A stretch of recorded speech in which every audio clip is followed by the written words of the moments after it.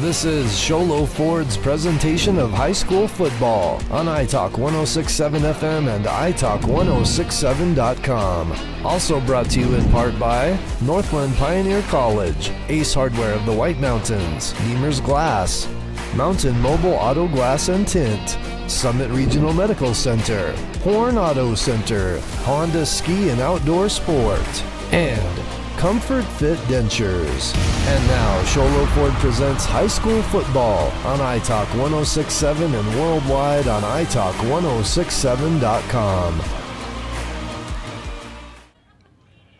Very good evening, and thank you for joining us here at Snowflake High School as the number 3 seeded Lobos ready to take on the number 6 Prescott Badgers in a quarterfinal matchup. As I'm Derek Palmer alongside Mike Brogan. And Mike, the first round generally went as expected, just one upset, and that was an 8-9 game, so nothing that was too out of the ordinary. Does that necessarily say that the top half of the bracket was that much better than the bottom? Yeah, I think when we had talked the last couple of weeks, we had a good vibe that the top 4 teams, certainly we felt like it separated from the rest of the bracket. The 5, 6, 7 seeds as well getting through. I guess that tells you that the PowerPoints maybe is a little more effective than we want to admit from time to time, but it's not surprising. I mean, we certainly expected the top 4, and I would expect the top 4 to get through tonight as well. That was the nature of the question. If the top 8 were that much better, does it seem as if the top 4 are going to continue to cruise? Because the Lobos certainly had no trouble in their first round matchup with a historically pretty good program at CDO, but they just pantsed them. Now they're playing this Prescott team that doesn't necessarily have the same sort of reputation, but has an awfully talented group of players, especially under center. Yeah, starting with the quarterback, like you said, Uriah Tenet is a special athlete. We know more about him on the basketball court. He's a very talented basketball player. But, they've had a really good season. They're 10-1. Their only loss is to Thunderbird, who also has been a really competitive team at the 4A level. So I would expect a competitive game tonight. I think, Snowflake, if they play well, they win the football game. But let's kick it off here with our Ace Hardware keys to the game. Ace Hardware has a 24/7 locksmith. The next time you're locked out of your car or just need a key replaced any hour of the day or night, any night of the week, call Ace Hardware in Pine Top, Overguard, and Sholo. You already talked about him, Uriah Tenet. Is he throwing for 174 yards a game, completing more than half of his passes, rushing for more than 80 yards a game, and he's got a few capable receivers, especially Johan Gunderman, Josiah Peoples, and Cooper Kaysen. So you got 3 targets, a mobile quarterback, and somebody who can get it downfield. Which do you think is going to draw the most attention for the Lobos? Yeah, I think it's all going to start with the quarterback, right? I mean, he makes everything go from the run game as well to the passing game. I think something that jumped out at me was, I think they're at about 19 yards of completion. So they're either going to be really difficult to tackle in space or they like to really push the ball downfield in the passing game. Either way, I think that's going to be a unique look, something that Snowflake hasn't had to deal with today so much this year. I would expect the defensive line is going to play a big part of keeping Tenet contained, and if they can get pressure on him, that ought to limit the passing game as well. But now, they do like to get into the backfield, especially off the edge. How important is it going to be for them to kind of break that habit and contain? Yeah, I think that'll be the hard thing, especially from what I've understood, that Prescott runs a little bit of zone read stuff, and so you're going to have to play disciplined football. I'm sure the coaches are prepared. They have a pretty good idea what to expect tonight. So those are the Ace Hardware keys to the game. We will continue our conversation after this. It's Sholo Ford's presentation of high school football on iTalk 106.7 and iTalk1067.com. Not only does Sholo Ford sell the #1 truck in America, Guy Hatch guarantees you won't find a better deal on that truck anywhere else. Sholo Ford sells the best at the best price. Sholo Ford on the east end of the Deuce and at sholoford.com. You've been there waiting forever at the gas station for the guy to free up so he can fill up your propane tank. Or worse, when the only qualified propane technician decided to stay home that day. Yep, you've been there and I have too. That's why now I get my propane from Ace Hardware every time. You get Ace Hardware's world-famous customer service when you stop in for propane. That's right, you get in, you get out, and you get a great deal on propane and everything else. From Ace Hardware at their locations in Pine Top and Heber. Ace Hardware is proud to support White Mountain Sports. When you think glass, think Deemer's Glass in Lakeside. Deemer's Glass offers the best selection of quality glass with affordable prices. They do full home window packages, replacement windows, custom shower doors and enclosures, custom mirrors in many shapes, styles, and colors, glass doors and hardware, commercial glass for buildings and offices, skylights, screens, fire-rated glass for your fireplace or stove, window film, and more. Visit Deemer's Glass today on Porter Mountain Road in Lakeside or call 1-888-GLASSMAN. Hi, I'm Dr. Arno. I might not be comfortable on the basketball court, but I promise, at Comfort Fit Dentures, you'll feel comfortable, always. Comfort Fit Dentures has dentures starting at $499 with payment plans, and they have 2 labs, meaning you get your dentures in days instead of weeks. Call Comfort Fit Dentures today to schedule a free exam and x-ray. 928-888-0002. 928-888-0002. Quarterfinals, Snowflake, Prescott about to get underway as the captains are nearly ready to assemble at midfield for the toss. Snowflake winning with relative ease. Prescott likewise. Winner of this one is going to get the winner of Arizona College Prep and Arcadia, 2 teams that have played each other already. ACP has steamrolled through the state of Arizona. Lone loss was to a team from Indiana, one of the more highly regarded teams in Indiana. So if the Lobos are able to advance, going to have to take the trip down there. It was a conversation that we had all season long. They don't necessarily are not, I should say, going to benefit from the friendly confines of Lobo Field down here with all of this great turf and all of this great weather, if you're used to it. But it's not they're walking into a lion's den, I guess, if they do get to advance. Yeah, and I think, at that point, you're going to have 4 good football teams playing in the semifinal games. I don't know where they play. Certainly there might be a slight advantage, but you're going to be playing against good football teams. You got to go play good football at that point. Lobos right now with Coor. Adam Coor. Gunnar, no, that is not. That is Ethan Christensen. Carter Rabin and John Jones. Did I just hear the Lobos sounded like they won?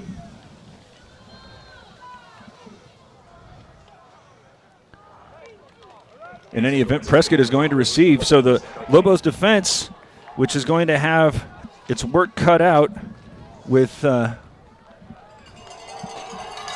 Uriah Tennant coming out to serve as the floor general, I guess we'll call him, as he's had so much success with the basketball side of things.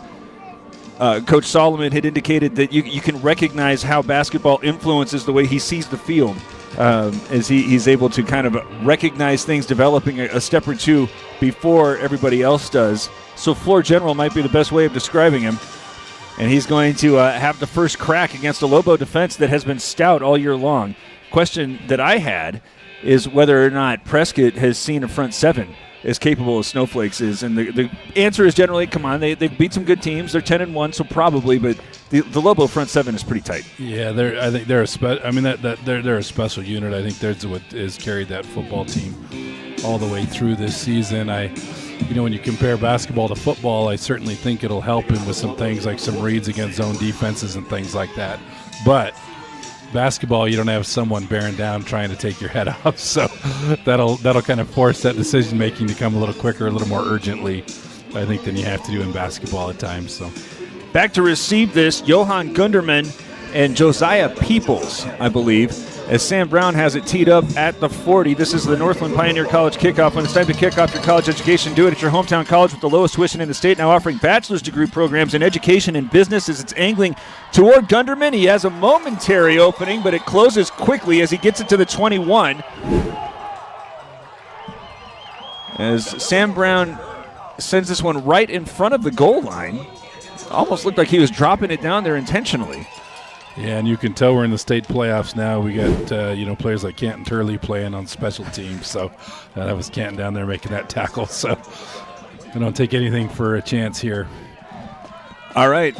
Out comes Uriah Tennant, 55% on the season, 174 yards a game, 20 touchdowns, 4 interceptions as he's got running backs on either side.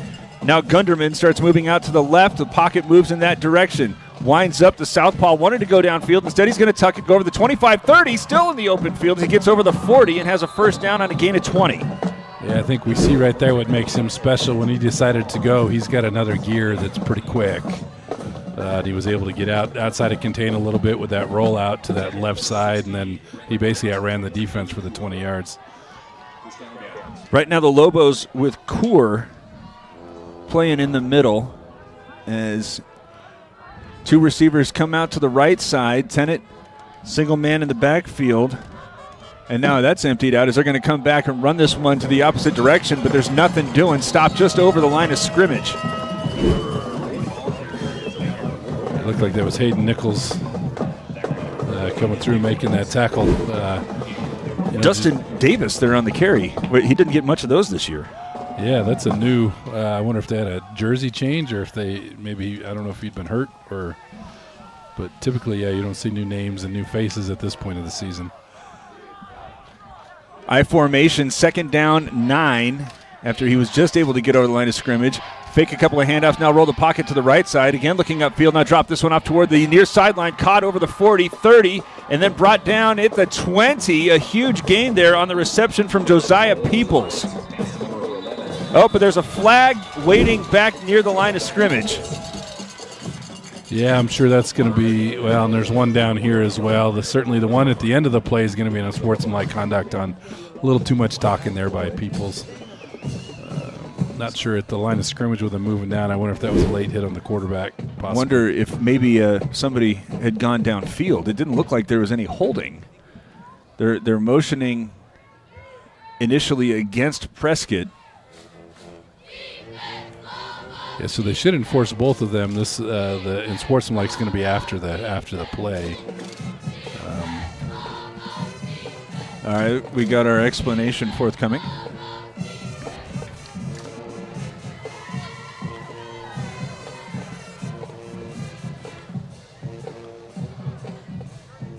Fouls on the play. You got live ball foul of personal foul of roughing the passer on the defense. That'll be half the distance to goal.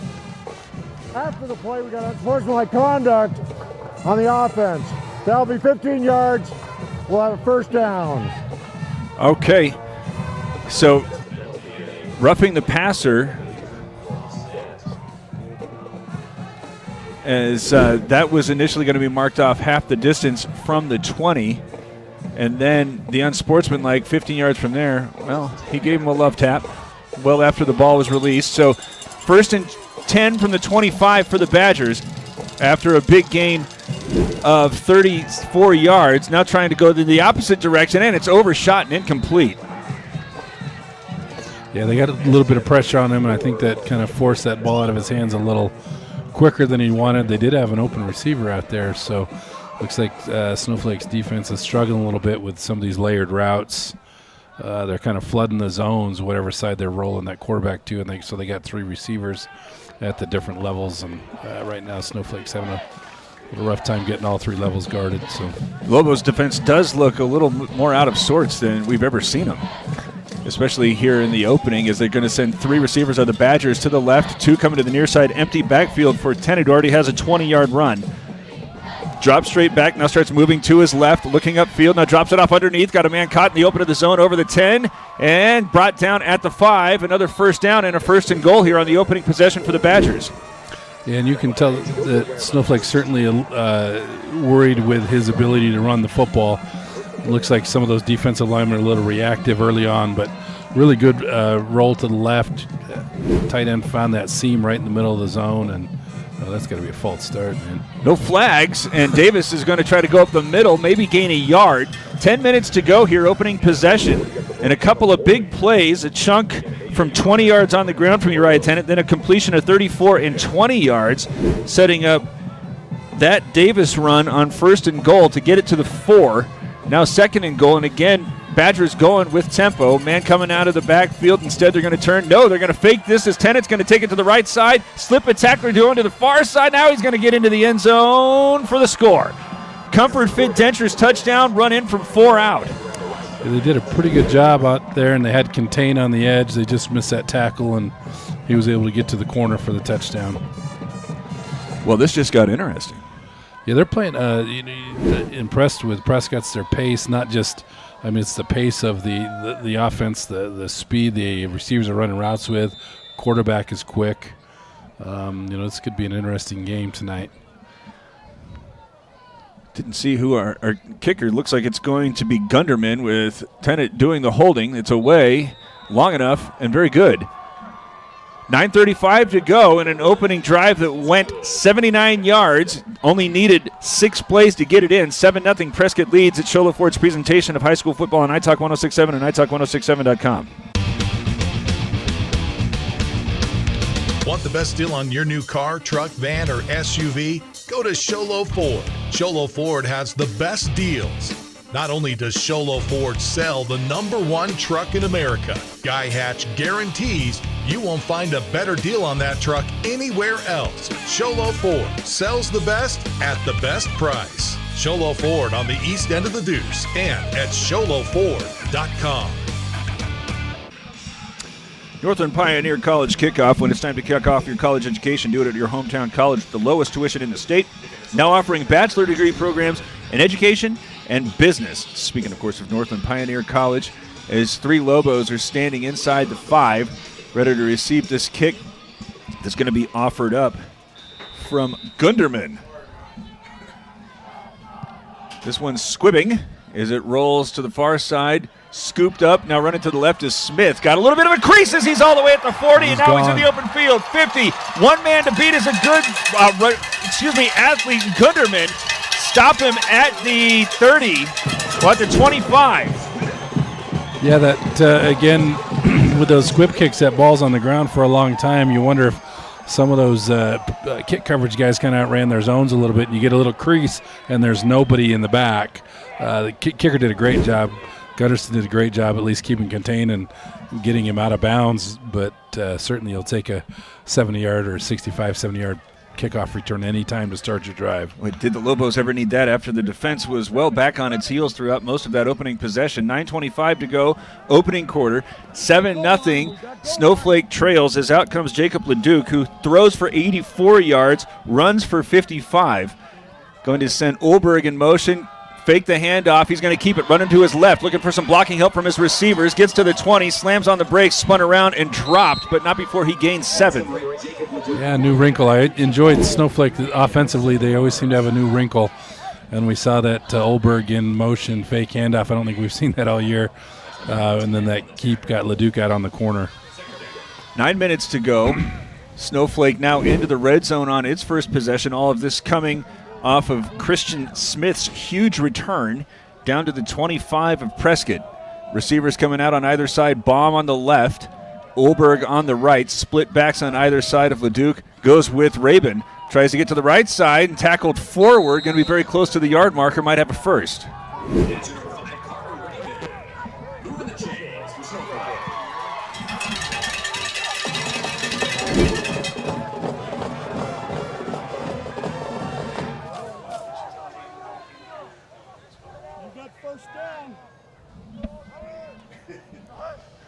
Here's a handoff on 1st and 10. No, they fake it. This time Leduc nearly brought down in the backfield. Runs through a tackler on his feet down the sideline. He's in for the score. 13 yards out. A Comfort Fit Dentures touchdown. Another good, tough run. We've been accustomed to that all season, and that's what makes him such a good short yardage goal line runner there. He just doesn't go down. They try to arm tackle him, grab him by the jersey. It's not going to work with Leduc. He's such a big dude. I know, we just always think he's bigger than he is because I think he's only listed about 160 pounds or something. But if that is the case, he's a stout 160 pounds. That's right. He's all muscle. Sam Brown in to attempt to tie it up after the Lobos need but 3 plays to score from 25 yards out. Flake gets somebody into the neutral zone. Now the Lobos have a little bit of a decision to make. Do you chase points in the first quarter? It's hard for Snowflake, right, because Brown is such a good kicker, but it would certainly tempt me, I'll put it that way. Well, Brown's a good kicker, but they just saw what kind of runner they have under center. So maybe not. Nope. I think this is the wise choice. Yeah, it's, like you said, he's dang near automatic. It's hard, when you almost have guaranteed points to not take him. Flake there ready to hold again. This time low snap down, kick is away. Very good. 7-7. The Lobos haven't answered. The defense now trying to respond after allowing a 79-yard drive. They got their second crack after this. 8:17 to go first quarter. It's Sholo Ford's presentation of high school football on iTalk 106.7 and iTalk1067.com. Want to go skiing or snowboarding? Visit our friendly Honda Outdoor Sports. We offer skis, snowboards, and helmet rentals, custom footbeds, ski and snowboard repairs, as well as retail shopping for your snow gear, goggles, beanies, snow tubing, and even ice fishing supplies. We have all you need to prepare you for the outdoors. We welcome you to Honda Outdoor Sports, located 1 mile west of the casino. Baseball player. 8:17 to go. Teams have exchanged haymakers. Prescott on its first possession had a 20-yard run from Uriah Tennant, the quarterback. Then he connected with Josiah Peoples for 34 and 20 yards and then ran it in from 4 out. The Lobos responded with a huge return from Christian Smith that set him up just outside the red zone. This is a Northland Pioneer College kickoff. When it's time to kick off your college education, do it at your hometown college with the lowest tuition in the state. Now offering bachelor's degree programs in education and business as that goes out of bounds. It looks as if the Lobos are trying to kick it away from both Gunderman and Peoples. A couple of fans expressing a little bit of frustration with that decision, but this is a very athletic Prescott team, as we've seen at all of the positions that matter. And let's see if the Lobos, as they now set up 3 receivers initially lined up off the left with a 4th going in that direction. Nobody in the backfield here for Tennant. He's connected on both of his passes for 54 yards. And now a man coming in motion is Davis, going to roll in that direction. Again, trying to contain. Now pressure him as he throws it over the top. Caught by Peoples. No, yes, that is Gunderman. That's Peoples. As he gets that one out over the 40 for a gain of 6. Remaining perfect there is Tennant. But you can see again there, it looked like Snowflake came off the edge. Looked like they had a clean run there at the quarterback. But again, looks like they're really concerned about his ability to scramble. And so like Riker Brimall was more contained than pressuring the quarterback there. But Gunderman going in motion. Instead, handoff goes Davis as he's tripped up as he goes over the 45, but will have enough for a first down. I'm curious if that is Kaysen and not Davis. No, Kaysen's out there wearing number 49, so we'll just go with it. But he gained 4 and is moving the chains. He is the only player besides Tennant who has run the football. And he's good for 6 yards on 3. Approaching midfield now with 7:37 to go. All tied up at 7. He's in the backfield off to the right. Plunkett is moving in this direction now, stopping, looking upfield, pressured, rolling to the left, trying to get to the edge. Lobos lose contain there as he gets toward the 50 and is run out of bounds. Brimhall eventually pushes him toward the 48, just a gain of 2. And that was probably the best defense that the Snowflake Lobos have shown here against this mobile quarterback. Yeah, and that's, Andrew Bentley again looked like he come free and kind of flushed him out, and they had a whole group of defenders out there to kind of help keep him contained. But I think that's the first time this year we've seen a quarterback actually run away from Bentley. Usually Bentley runs him down, but it looks like he's got another gear.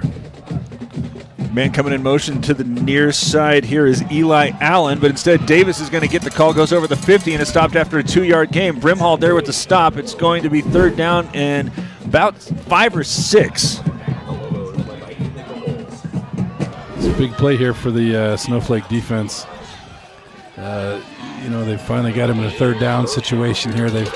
Prescott's kind of had their way the first possession and a half, so need to get a stop here. Ball right at midfield. Lobo fans rising to their feet. Gunderman going in motion, now stops, coming back to the near side. Shotgun snap had, dropping back, now looking over the flat where it's grabbed at the 45, just shy of the yard marker. Yeah, Allen there with the catch. Yeah, great hands there. That ball delivered a little kind of down and away, and he went down on his knees and caught that ball away from his body. That was a really good hands catch. 4th and 1, and it doesn't seem as if the Badgers are inclined to kick. Olberg is deep, just in case something is going to come up.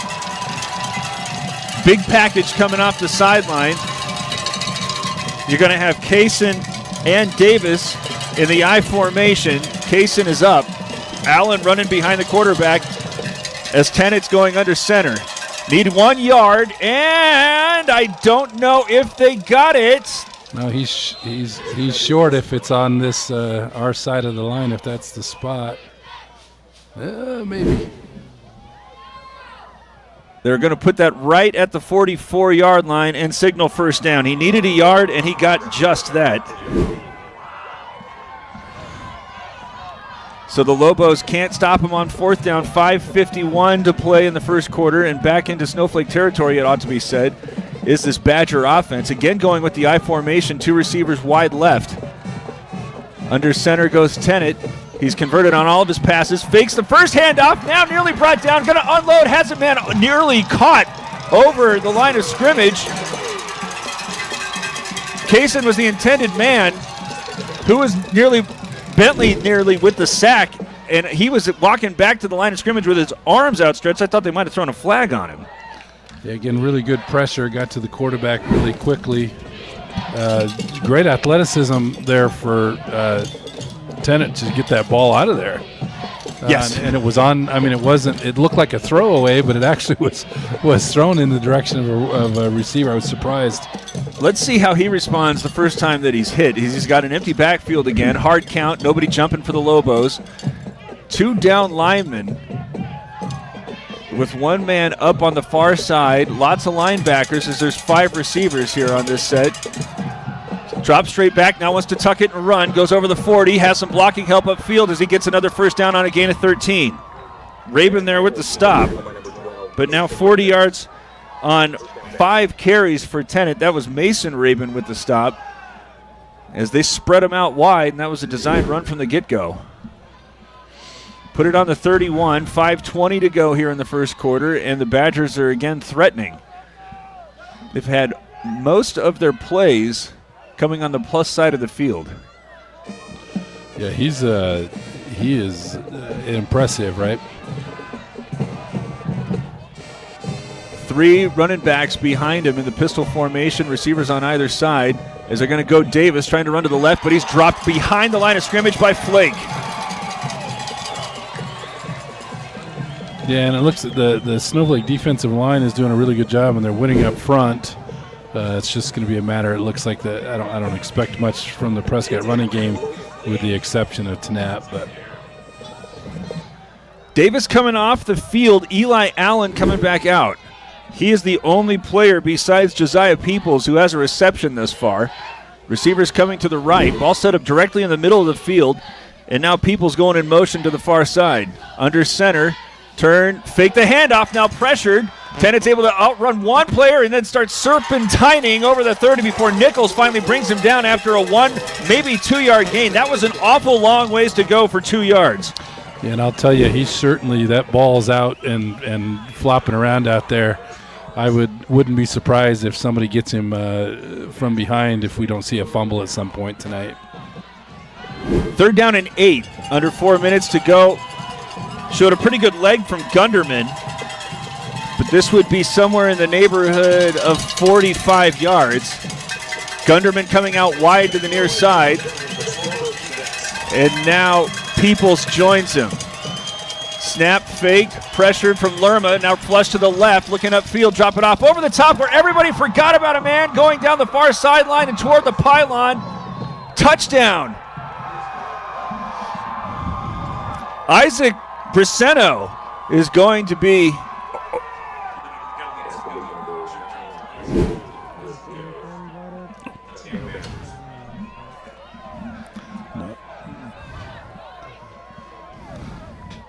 so that's a 31-yard pitch and catch as the Lobos again lost track of somebody.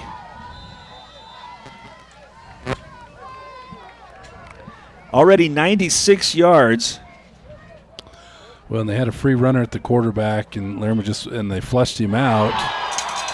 Extra point is blocked, and that'll be a dead ball. So can't convert for the full 7, but Prescott will take a 13-7 lead after the 31-yard score. Tennant finding Briseno. It's Sholo Ford's presentation of high school football on iTalk 106.7 and iTalk106.7.com. Mountain Mobile Auto Glass and Tint now has 3 locations to serve you. Snowflake, Lakeside, and now Sholo. And with over 85 years combined experience in auto glass and over 40 years of combined experience in window tint, you can trust the experts at Mountain Mobile Auto Glass and Tint with your vehicle. Call them today. Just call 536-5972. Mountain Mobile Auto Glass, cash back to you. No scores to report as the Lobos have again allowed a touchdown. Prescott successful on both of its possessions. 3:25 to go as this is the Northland Pioneer College kickoff. When it's time to kick off your college education, do it at your hometown college with the lowest tuition in the state, now offering bachelor's degree programs in education and business. Had a big return on the first kick here from Gunderman. That one was going towards Smith. Let's see what they want to do as they again have this one squibbing, and it's again towards Smith as he scoops it up and starts looking for that same hole as this time bounced out to the 30. Still on his feet as they try to spin him down, but back to the 25. Still on his feet. Now 5 or 6 Badgers are eventually going to bring him down at the 28. Got a nice tough return there by Smith. Prescott did a much better job of taking that seam away, and they kind of tried to bounce it outside and wasn't able to beat the contain. Snowflake spent most of the season number 1 and undefeated here throughout. And this is a little bit of a shock here in the first quarter with them trailing now 13-7, having to start from a more conventional spot of the field and jumping here, giving the Lobos a 1st and 5 situation after a hard count from Leduc. Dante DeCourt is going to be the guilty party, so mark off 5 for the Lobos. And now they got the same formation, receivers on either side. As from the shotgun, Leduc this time gives Turley, starts moving toward the middle as he's tackled forward, stopped initially after a gain of 2 or 3, and he winds up with 6. Yeah, and we've seen that from Turley all year, right? He always got that forward lean and an extra 2 yards or 3 yards finished in every run. Snowflake moves the change, trailing 13-7. Ulberg wide right, same formation with an H-back just off the line on the right side. This time, give to Rabin, bounces it to the right side, gets over the 45, over the 50, and tackled toward the 48 by Gunderman. Picks up 12 and another Lobo first down. Yeah, really good run there. That right side did a really good job open, kind of sealing that right edge, and a really good bounce out there by Rabin, and good, nice hard run. Now the Lobos going with tempo as it's again going to be Rabin, again going to the right side. This time gets to the 45 before he's eventually stopped there. No extra yardage after the Lobos were able to gain a bunch after the contact on the first 2 carries. DeCourt there with the stop after the 3-yard gain for Rabin. 19 yards on 3 carries. Neither side seeming like they want to spend much time in the huddle. Prescott will at least send Tennant toward the line to slow things down a little bit, but the Lobos right now going high octane. Clock approaching 2 minutes to go, first quarter trailing 6. Same formation with receivers again on either side. They haven't aired it out yet, and again now they're going to fake the dish, going to instead have Leduc rolling out, looking for Silverhorn, who is open in the flat, but it's a little bit high or wide and incomplete. Yeah, nice play design there. They had Silverhorn coming open across the middle. I think Leduc's just got to do a little better job getting his shoulders squared to the target, and a little hard. I mean, he's rolling to his left and thrown against his body a little bit. But 45-yard line. They need 7. 3rd down and 7. Been running for not as big a chunks as were the Badgers when they were rolling on their first drive, but still been able to pick up 7 yards when needed. As Turley on the right, Rabin on the left, could think of this as a passing situation, though, as they got receivers on either side, and they're going to drop straight back, try to air it out. No pressure there, lots of time to throw. LeDuc now forced to flush it out to the right side, looking to try to drop it off, and nearly intercepted, but falls incomplete. That was a dangerous decision. Yeah, I'm not sure what he saw there. I know he was kind of running out of room, and certainly didn't want to take a sack there.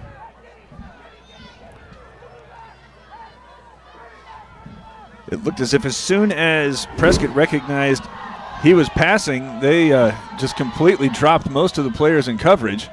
Now a little bit of confusion, I think, with Olberg here on the left side as they're going for it on fourth down, or at least lining up to do so. Hard count initially from LeDuc. Now he's going to drop back. Looks like he wants to punt. Tennant moving back, ready to receive, as this will be punted by LeDuc. Gets over Tennant's head, takes a high hop, an opportunity here if the coverage can get down, but instead the ball drops dead at the 7. Great job there by LeDuc. Yeah, perfectly executed, right? That little quarterback punt that you see in high school. And he perfectly got a little good roll on that thing, and then it died right where they wanted it to. So the Lobos, the first team that is denied points, trailing 13-7, bringing the defense back out. They have struggled with just about every element, as Tennant is 5 of 6 for 96 yards. He's also rushed for 42. Most recent pass was thrown to a seldom used Braceno, as he was able to run it in from the 31. Now backed up inside the 5 as he's waiting from the shotgun. Peoples moving around behind the line of scrimmage. Tries to drop this one off as it's tossed. It's fumbled. It's loose, and it's recovered by the Lobos. Yeah, and Snowflake, it looks like their adjustments, they're creeping both those outside linebackers up. They brought them both on pressure, and I'm not sure if that was Riker Brimhall or if that was who got there at the just about right as the running back caught that pitch. Jet Smith there with the recovery. I think that might have just been botched on the toss. No. It's either Brimhall or it wasn't. But you can see they brought both of those outside linebackers up to that line, and they were both coming. I think that's going to be how they're going to try to keep Tennant in the pocket, it looks like. Minute 29 to go in the first quarter, and the Lobos now with the first and goals. It's fumbled. Rabin there falling on it after they had a bad exchange, he and LeDuc, nearly given right back. Everybody took a deep breath there, I think, when they saw that ball. That ball felt like it was on the ground for a long time. So certainly in the 6-yard line, you can't turn this thing over here. Might have lost a yard or two.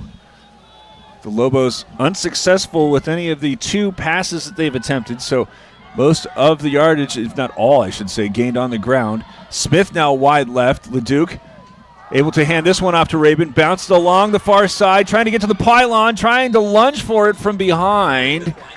And he gets to the 2. Gunderman there with the stop. It'll be 3rd and goal. Just short. What are they at the 1? So you're expecting a Turley or a LeDuc, some sort of power run here, I would assume. But nobody shuttled in. They're going with the shotgun formation. Turley and Rabin right to left. LeDuc from the gun. He's going to carry, goes to the right side, puts his head down. He's in for the score. 1 yard out. Jacob LeDuc with his 2nd rushing touchdown and a Comfort Fit Dentures touchdown at that. Yeah, really good read there by Jacob to pull that ball, and he got to that right edge kind of untouched. He just had to kind of win a 1-1-on-1 battle to get in the end zone there, which he did. 18 seconds left, and the Lobos 1 Sam Brown extra point away from taking their first lead. The Snowflake special teams provided a huge jolt when they needed it after the 79-yard drive to start from the Badgers, and then the defense, which had been on its heels for most of the first quarter, coming up with a huge play. Sam Brown's kick is good to make it 14-13, and I had wondered how Tennant would respond the first time he got hit. I wonder if everybody in this Prescott backfield not necessarily used to the sort of tenacity that Snowflake is going to be throwing at him. Yeah, like you said, that aggressiveness and quickness and tenacity. I think tenacity is a great word to describe it. So we'll see how they respond to that. Interesting to see if Snowflake can continue to bring that pressure off the edge to try to control Tennant. Now, after the way the first quarter was played, This almost has the feel of that Cactus game when it seemed like, especially the first quarter, it was all Cactus all the time, but then the Lobos made a couple of plays and then Cactus back on its heels. This feels like a big drive here that's going to really start in the second quarter here for the Prescott Badgers, which find themselves trailing after they got a stop on the defensive side. Yeah, you feel like Snowflake's offense is in a pretty good spot. I think they're going to be able to run the ball tonight, with effectiveness. So it'll be up to the defense to make a couple adjustments and get some stops. Sam Brown on the 40 kicks this one again, short-ish, going to be had by Peoples at the 6. Starts moving to his right where he is nearly brought down out of the 20 and then eventually, he's still in bounds as he's still on his feet over the 25 and then brought down at the 26. A flag comes out late. As we wait to sort that out, that was a Northland Pioneer College kickoff. When it's time to kick off your college education, do it at your hometown college with the lowest tuition in the state, now offering bachelor's degree programs in education and business. That was Nichols on the stop. Flag came out well afterwards. Yeah. Snowflake coaches don't seem like they're happy. This might be pretty good field position for the Badgers. The side judge over here, he threw that flag and turned around and it looked like he gave a sideline warning. Okay. So hopefully it's just the warning here and not the 15 During the yard. return. Oh, my fault. We got a block in the back on the return team. Yeah. He threw the flag, immediately turned and talked to the coaches, so down. maybe they were the ones who made that call for him, and he didn't appreciate the help. 6 seconds left. The Lobos have lost track of an awful lot of receivers as Tennant 5 of 6 for 96 yards. Starting this one on their own 17. Spreading it out again. As going in motion, Kaysen to the far side. Now pressured, trying to find a way to run it there, but Lerma is going to bring down Tennant. Caught him at the ankles and held on for dear life. Oh, but now a flag comes out after it all. Oh, come on. Lerma and Cody Flake with the sack, but let's see.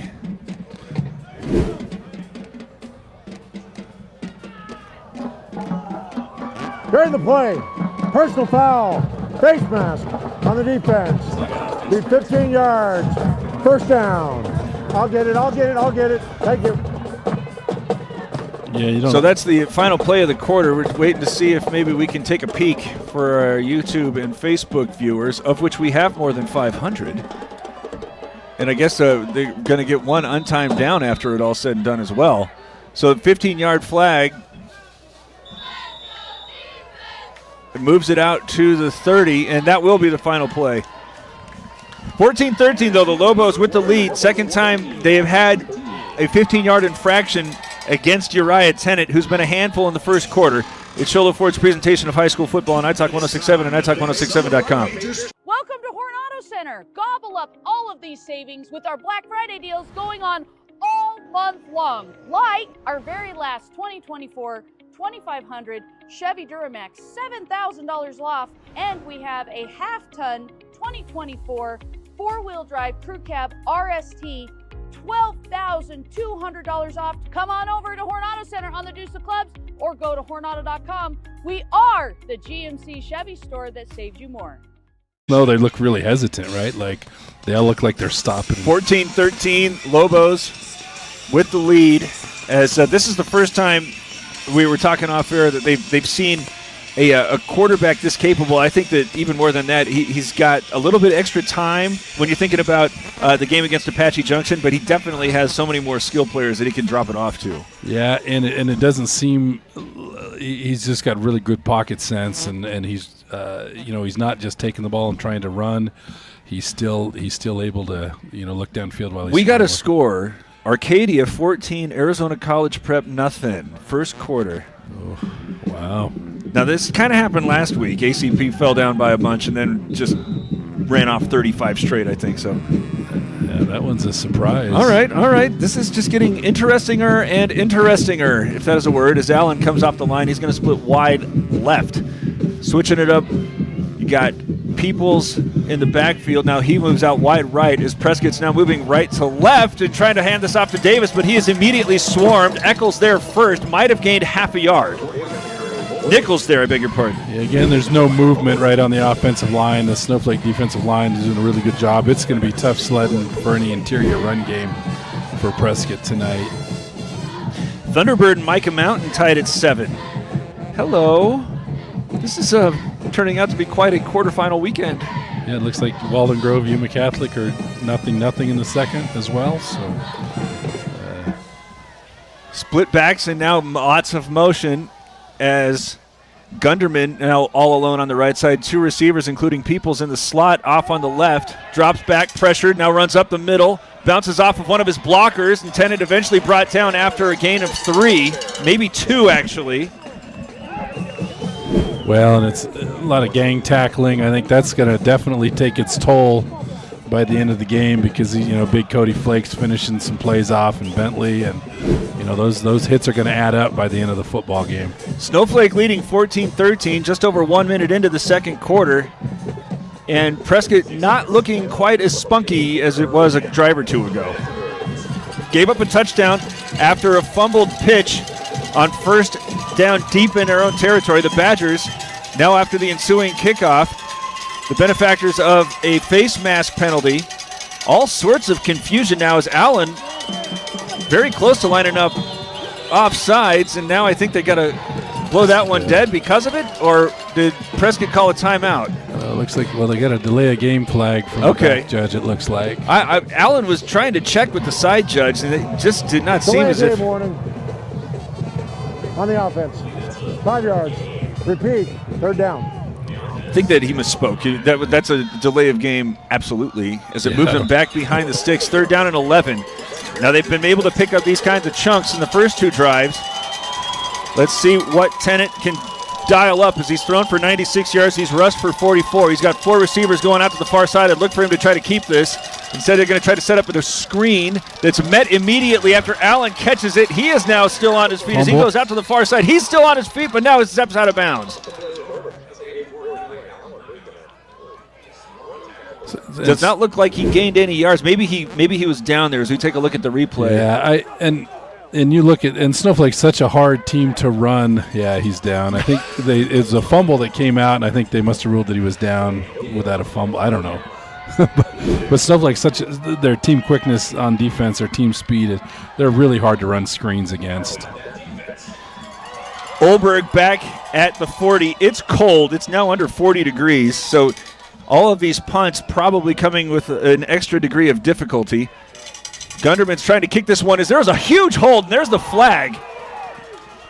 Olberg touches that one. Now he's got to pick it up and go with it as he splits a couple of tacklers to get over the 45. Snowflake with excellent field position, but let's see what they want to do after a big hold right there at the bottom of your screen. Well, that hold probably stopped a blocked punt because it looked like, was it Bentley come unblocked again after that punt? So should wonder if they'll give him the option of it taking it at the end of the kick or if they have to take it from the spot. I don't During the know play, the high school rules holding on the kicking team. That penalty's declined as a result. 1st down. Excellent field position. Just take it. As now the Lobos leading 14-13, 10 minutes even to go in the half. By the way, stick around. We're going to have a special presentation here of the Lobo Pride Marching Band of Snowflake. We're going to deliver all of the John Williams hits for you. We had 10 yards to the end of the run. There we go. 10 yards added to the run, as we are informed. Yeah, they do that. I don't think they don't want more punts, so they give the option to take it at the end, or I think that's their incentive to not have to run it again. But so put it into Prescott field position. The Lobos with a 1-point lead looking to expand. They're already close to Sam Brown field goal range as they're going to send 4 receivers out, trips to the left, single man in the backfield, Rabin. And it's a designed run for Leduc as he comes to the near side over the 40 to the 35-30. Got some more blockers upfield as he cuts it up to the 20, the 10. Still on his feet as he falls over the goal line. Touchdown Snowflake, a run of 43 yards, but a holding flag is waiting at the 37.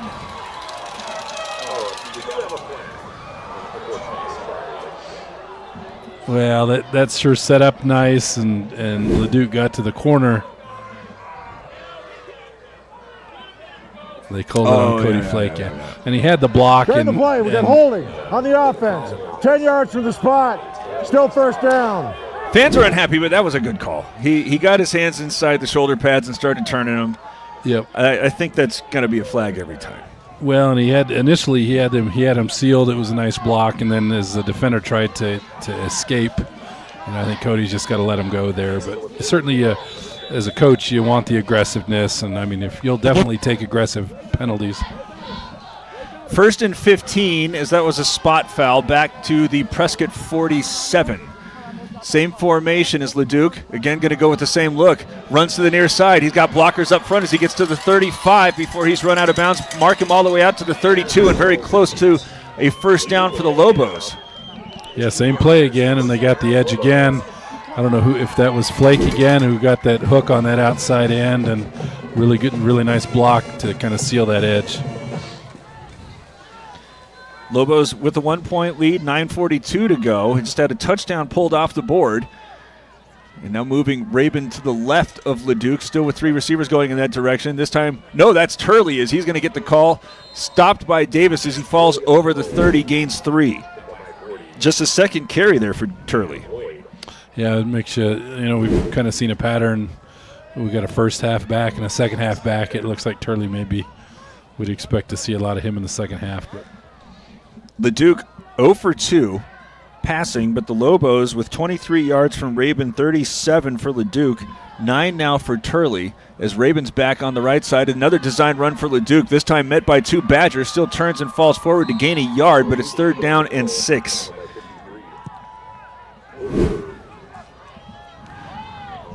Kaysen was there and Porter, as that time not fooled at all by the Leduc run. The sophomore, the biggin, couldn't outrun 2 big Badgers as it's 3rd and 6, another seeming passing situation, but you only need to pick up a couple of 3-yard runs here to continue the drive. Otherwise, you're looking at somewhere in the neighborhood of, well, it would be a pretty big shot. Rabin on the right side. Again, a design run for Leduc. Again, going to the right side. This time into the open field at the 20, the 10. Hesitates as he gets to the 5 and brought down. It'll be 1st and goal for the Lobos after the gain of 23 for Leduc. Yeah, again, they've found something there with that quarterback run. It's just a little bit of a hesitation. Rabin gets out, gets that corner sealed, and Leduc cuts up underneath, and a really good run. Already at the line of scrimmage for the Lobos. 1st and goal from the 3. Again going with Leduc. Then going to the right side. Puts his head down as he falls over the goal line. He's in for his 3rd score from 3 yards out. A Comfort Fit Dentures touchdown. And the Lobos extend their lead out 20-13. Yeah, and you sure like to see that. I mean, I sure like that as a coach. They hit that big play. They get up on the line of scrimmage, run the exact same play. Kind of catch them off guard. They don't give them any time to prepare. Really good call.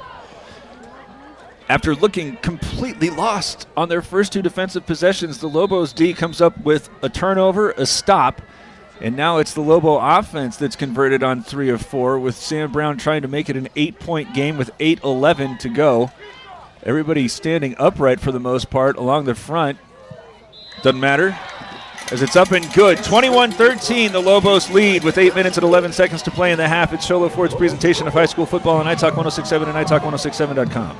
Northland Pioneer College is cheering for you on and off the field. Secure a win by enrolling in college courses at NPC. Earn college credits in high school, learning new skill or trade. Complete classes that will transfer to any Arizona university. NPC has 3 new bachelor's degree programs and over 100 associate degrees, certificates, and areas of study to choose from. The playing field for your future is wide open. Take a shot and score big by enrolling in classes at NPC. Northland Pioneer College. Your journey starts here. Northland Pioneer College kickoff. When it's time to kick off your college education, do so at Northland Pioneer College. Pay the lowest tuition in the state. Now offering bachelor's degree programs in education and business. Couple of scores as Sam Brown gets it teed up. Arcadia's lead halved, 14-7 over Arizona College Prep. Yuma Catholic leading Walden Grove 7-0. Been going short. This time going to unload and put this one into the end zone for a touchback. Yeah, it'd be interesting to see how Prescott responds here now. I would, other than the Thunderbird game earlier, they may not have been, I don't know if they've been behind too often this year. It'll be interesting to see how they handle this situation. Momentum shift. One more score. Micah Mountain leading Thunderbird 14-7 since you brought them up. Lobos defense has risen to the occasion after looking off balance on the first 2 possessions for the Badgers in which they gave up those 13 points, but forcing a fumble, getting a 3 and out. Now how do the Badgers adjust? As a man coming in motion right to left, handed off Davis going to the left as he stops now after going over to that far side and gets upended by Bentley after a gain of 3. There is so many players that the Badgers make you take account of. Yeah, good. And Hayden Nichols again coming in the backfield. He got an arm on him in the backfield, turned him up into Bentley. Again, Snowflake's interior run game is going to be really difficult tonight for Prescott. Somebody wants a timeout. The Badgers are going to use their first with 7:42 to go in the half, trailing 21-13 at Shola Ford's presentation of high school football on iTalk 106.7 and iTalk106.7.com. At Summit Healthcare, you'll find a level of care you might not expect from a rural hospital. We've recently received 5 stars from CMS, a prestigious ranking that less than 5% of facilities in Arizona earned. Our cancer center has proven its level of advanced care with a national accreditation from the Commission on Cancer. And we continue to add more doctors and services so that you don't have to leave the mountain to find the care you need. At Summit Healthcare, we're elevating care here at home. Reminder at halftime, we're going to let you watch and listen to the Lobo Pride Marching Band tribute to John Williams. They got a lot of pieces in there. We've been able to enjoy them as we've been talking, just depriving you the same experience and not so as in what may be the last home game of the year for the Lobos is the 3 seed would have to travel in the semifinals if they are forced to contend with a 2 seed, and as it is right now, it's tied up at 14, ACP and Arcadia. Arcadia had an early 14-0 lead, but as had happened a week ago, just ACP scoring in bunches as a result, or in response, I should say, is now 2nd and 7 after the first timeout taken by the Badgers. Davis in motion behind, going to come back and take this one as they're again trying to catch Snowflake flat-footed, but nothing doing. Nichols there with the stop, 3rd down after no gain. You know, it's interesting, they were kind of moving the pocket with the quarterback a little awkward exchange there as well. But they've been moving the quarterback around a little bit, and I think that's what was giving Snowflake some problems. Surprised they've gone a little more traditional on that. I would expect to see Snowflake bring some pressure off the edges here on the 3rd down. 3 receivers coming to the left, single man on the right. Tennant drops back, starts moving in this direction, pressured from behind, gets rid of it just before he's hit. Got Peoples caught at the 35, correction, the 40, and then brought down at the 35. John Jones couldn't keep up with him. Boy, Tannett is an accurate as a thrower as I think I've seen in high school over the past 5 or 6 years. Every ball he's thrown has been catchable. 138 yards after that 42-yard strike. Now 102 yards for Josiah Peoples. 6 minutes and 50 seconds left. Moving the chains into Snowflake territory on the huge pickup on 3rd and 7. Split backs on either side. Going to go with Bracetto as he moves over to the right. Still on his feet after he slips a couple of tacklers. Then runs over the 25 and picks up a 1st down after a gain of 13. Nice tough run there. It looks Snowflake hit him at the line of scrimmage, and he was just able to get through 2 or 3 different tacklers there. So, toward the red zone? Into the red zone? Looks like they're just outside, 21-yard line. 22 they're calling it. 21-13, but Bracetto looks like he's coming off the field, maybe cramping, as we'll keep an eye on that with the Summit Regional Medical Center update as soon as we have one. Lots of movement again in the backfield. Fake the handoff. Tennant moving to the near side. Slips a tackler. Gets to the 20 and forced out of bounds at the 15. So 3rd and 7 and seemingly reeling. The Badgers are able to get a 42-yard completion and now have the Snowflake defense back on their heels with 6 minutes to play in the quarter. 51 yards on the ground for Tennant as he sets up, we're going to call it 2nd and 4. He's got another busy backfield. Kaysen now players moving around, and it seems as if they're flirting with this possibility of motion/false starts. And they'll call that one to move it back to 2nd and 9. But inside the 20, so many receivers, the Lobos have to make sure that they are watching. includes coming out on the near side all by himself, Kenny Miller-Terry. Going to shuttle in a few extra players. Miller-Terry off the field as well as Chamberlain. That'll get Peoples lined up against Jones on the near side. Single coverage there with Olbert kind of lurking, playing a deep safety. From the shotgun, move the pocket to the right. Held up now as he looks over the middle, got a man wide open. That is Gunderman. He catches it and hangs on to it as he's banged around by a couple of Lobos. Jones there first, but not before a gain of 15 and a first down. Yeah, another good, just good zone beater drawn up. Just sit down right there in the middle of the field. I don't know where. I don't know if our linebackers had dropped a little too deep for that, and they were just underneath that. Nice, easy throw and catch, and first and goal now. 7-yard line, 5:35 to go, 21-13. The Badgers trail but are threatening. Going to hand this off Davis. No, it's kept as he cuts it up. Surrounded by Lobos and eventually brought down. Boy, they're really letting them go a long time. Nichols the first one there. And now penalty flags come out. Well, that should be on Tanat. He's the one who came back in. He came back in. He did not like getting how that play finished there, and he's the one who came up and initiated that contact. But as we say a lot of times, sometimes it's that second or third guy who gets caught. It would be a loss of 2. As we hear now who's the guilty party. They're marking it off already against the Badgers. After the play, personal foul, number 1, White, 15 yards. Yes, sir. The third down. Looks like and now another one comes out. That on the far sideline. Now, in fairness, the Badgers might be a little bit frustrated that they let that one go as long as it did and forced Tennant to kind of lose his composure. I'm the head coach for that. Well, now we're privy to this conversation. Assistant coach. Assistant coach. Was out yelling at us. Assistant coach out yelling at us, so we got 15 UNS.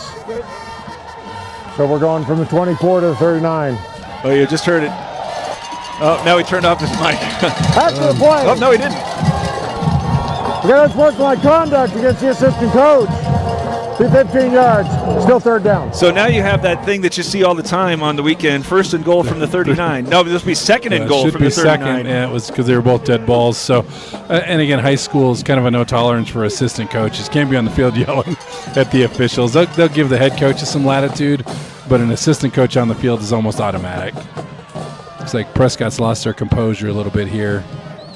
Again, I'm going to attribute that to the Lobo front seven. I'm probably hitting these guys more in the first half than they experience generally over 4 quarters. And I'm going to go back and not necessarily excuse anything that Tennant may have done, but they let that play go for a really long time. Well, and they did. They finished that tackle off aggressively. I think he bounced off the ground a little bit harder than he wanted to. Officials right now huddled up. I think trying to maybe they're making a note of who the offending party was on the second unsportsmanlike flag. How many of those do you get? Yeah, I know college and the NFL's gone to 2. Is high school maybe in that same boat? So this is, if nothing else, just disrupting the Badgers' offensive rhythm, as they were cooking after the 42-yard reception between Tennant and Peoples on 3rd and 7. Initially was a 1st and 7 after another couple of big plays. But now they're asking for all the officials to come in. What could possibly be happening? If I overheard a little bit, it sounds like they were talking about whether they were dead ball fouls. I think they're talking about the down. But well, they had to be dead ball fouls because the first one came after the tackle, and the second one came as they were marking off the distance for this. Again, a reminder here that the Lobo Pride Marching Band is going to offer its tribute to John Williams at halftime. We'll have it for you.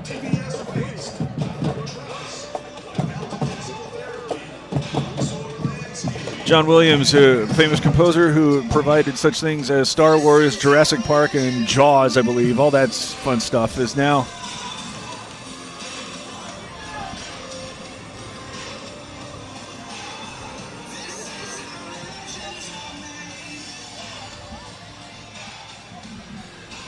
All righty, so no changes to the scoreboard. And here comes 2nd and goal from the 39. After 2 unsportsmanlike flags followed a 2-yard loss from Tennant. The Lobos just gave up a 42-yard pass, so they're not necessarily out of the woods, but now our white hat is moving toward the Prescott sideline with 5 minutes and 17 seconds to go. This is turning into quite an extended delay. I'm not sure what is causing the confusion, but we can go to the scoreboard and tell you that Yuma Catholic is tied with Walden Grove at 7. They're in the second quarter of that one. Arcadia has been able to stem the bleeding, 14 all in the second quarter. And Thunderbird trailing Micah Mountain 14-7. They are again huddling up right over the football.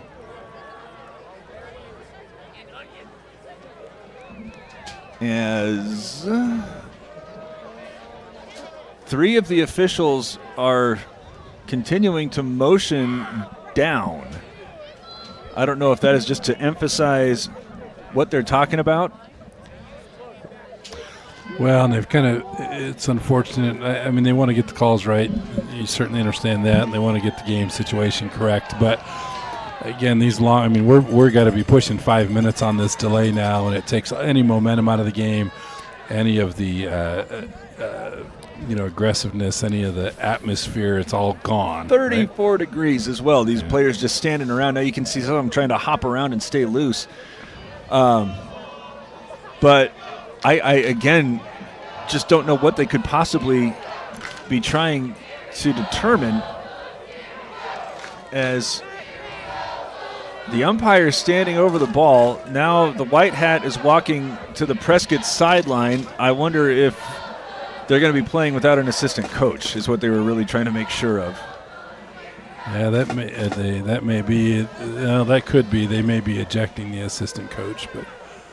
Now, he was on the field and yelling at the official. Is that what we observed? Yeah, that's what he was. He was almost to the numbers. I mean, he was well behind the play, but it was after they had marched off the 15, or as they were marching. So during a dead ball piece, looks like we got as my mom would say, looks like we got a lot of cooks and not enough chefs here taking charge. So we got 4 or 5 people trying to stir the pot instead of just the one.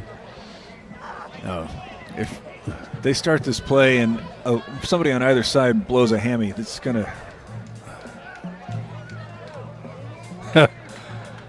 As one of the Snowflake fans lets us know, it's now basketball season. We've waited so long. So. After all is said and done, I don't see anybody moving away from the Prescott sideline. And they're telling the Badgers to let it go. 5 minutes and 17 seconds left. 2nd and goal from the 39.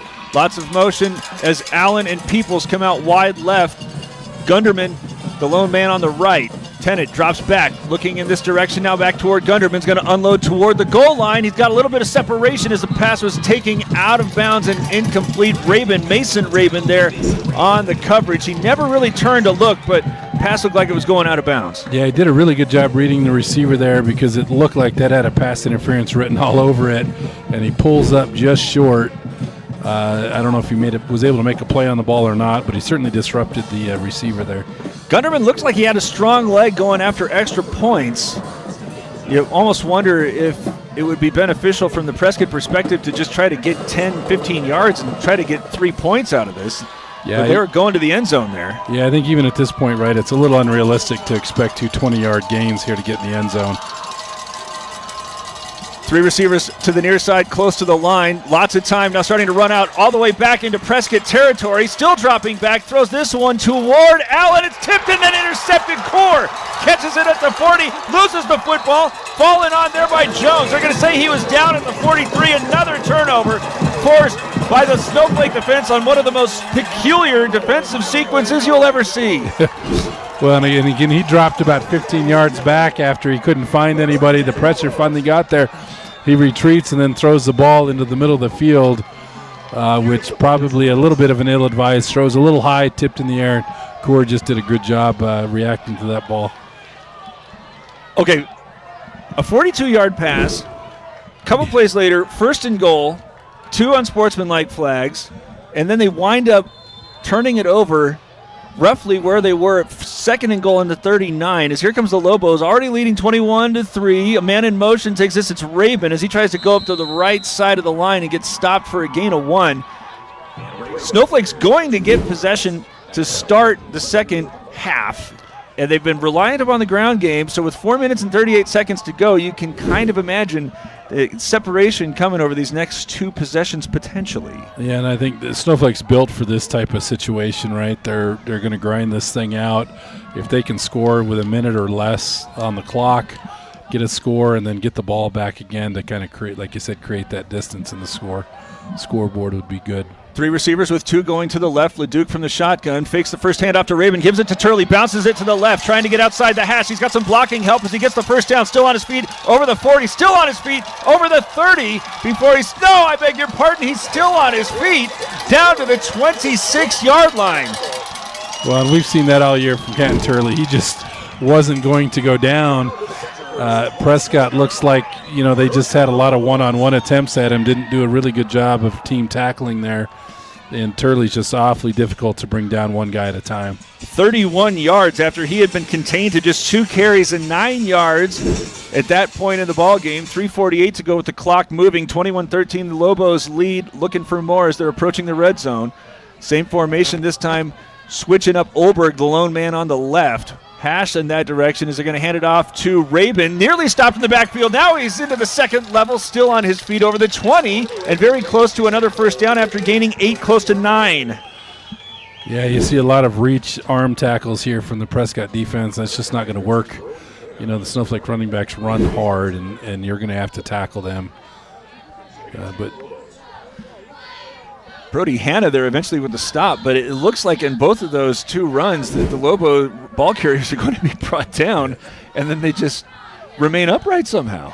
Yeah, you wonder if a little bit of the steam's been let out of the engine for the Badgers. Rabin, one of 3 receivers going to the right.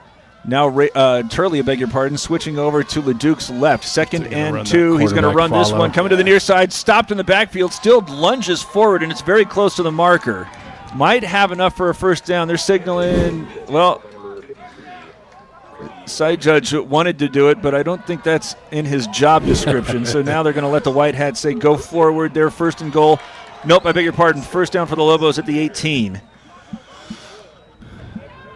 Yeah, and again, we got that clock now down about 2.5 minutes, so kind of getting that clock down where they want it. Again, Prescott, though, with their offense, they look like they got a little bit of quick score capability. Oh, you think? So, yeah, right. 2 minutes and 22 seconds left. The Lobos have been going with tempo, now trying to pump the brakes a little bit. Same formation with Turley starting on the right. Going to get the short toss, has to cut it up immediately, going continuously to the left before he's eventually brought down by 3 Badgers. DeCourt there first, gets him after a 2-yard gain. Yeah, I wouldn't be surprised here to see another inside run for the Lobos again. They're just keeping that clock running. A little surprised that Prescott's not, looking at maybe using a timeout here. If they're going to want to get the ball back here in this half. Lobos content to continue to let the clock bleed. They're still 14 yards away, though well within Sam Brown's range. Smith now going to split wide left, trips to the right side. That includes Willis, who's closest to the sideline. Rabin's in the backfield. He gets the call, and he is brought down right at the line of scrimmage by Kasem. Maybe 1 yard of positive gain. Yeah, good job there by the defensive lineman, just kind of getting off that block and able to contact Rabin there right at the line of scrimmage. So 3rd and 7, I think the temptation, especially from Leduc's perspective, is to try to force something and get some points. He got points ready for the taking there with Sam Brown, so no need to get too liberal as they're going to instead go with the design run for Leduc. Tries to get to the right side, stopped initially, now he's going to lunge for the 5-yard line. He's got a first down at the 4. Well, it looked like he was going to get stopped. but he's ran away from 4 would-be tacklers in his backfield, winds up gaining 10. Yeah, and that's now they're right where they want to be. Clock's in 45 seconds and moving, and so, again, not the worst thing here. They got all 3 timeouts. I'd probably let this thing get down under 30 seconds if it were me. But split backs go with Turley as he runs to the left, and no signal. Now it's up. A Comfort Fit Dentures touchdown for Canton Turley from 4 yards. So, again, a really good job by the Snowflake offense. They almost ran all the clock off and getting a touchdown, not just points. Able to get a touchdown. Now the goal will be to get a quick stop, ball back, and then if they can get another score coming out of half, it'll be comfortable for them. 21-14, Arizona College Prep has just taken a lead. Still 7-7 in Yuma with Walden Grove tied with the Rocks. And Micah Mountain leading 14-7 as here's a good hold for Flake. The kick from Brown is up and good. 28-13, the Lobos, who needed a huge return from Christian Smith after a 79-yard drive, set up the Badgers with an early advantage. Snowflake answered after that big return. The Badgers answered to take a 13-7 lead. And then the Lobos offense stalled, wound up using LeDuc as a punter, and it all kind of turned after they forced that fumble. And since then, you got the 42-yard passing play from Tennant to Peoples, who has 102 receiving yards, but they haven't done much else offensively besides that one play. Yeah, they're starting. I don't know if they're doing a better job with the pass coverage or getting a little more pressure on Tennant. I'm surprised I saw him back there on that defensive possession running a safety spot. Kind of some old school football. You usually don't see quarterbacks playing both ways anymore. You're wondering, though, after a couple of those hits, you wonder if he's kind of wearing down just a little bit. So Northland Pioneer College kickoff. When it's time to kick off your college education, do it at your hometown college with the lowest tuition in the state, now offering bachelor's degree programs in education and business. As Sam Brown's kick is going to be shy of the goal line, taken at the 5 by Gunderman. Starts moving to his left, but eventually tripped up back of the 20. Is that Hayden Nichols on that? Hayden Nichols there. Coulter Willis there. Boy, the Lobos just did not give Gunderman anything.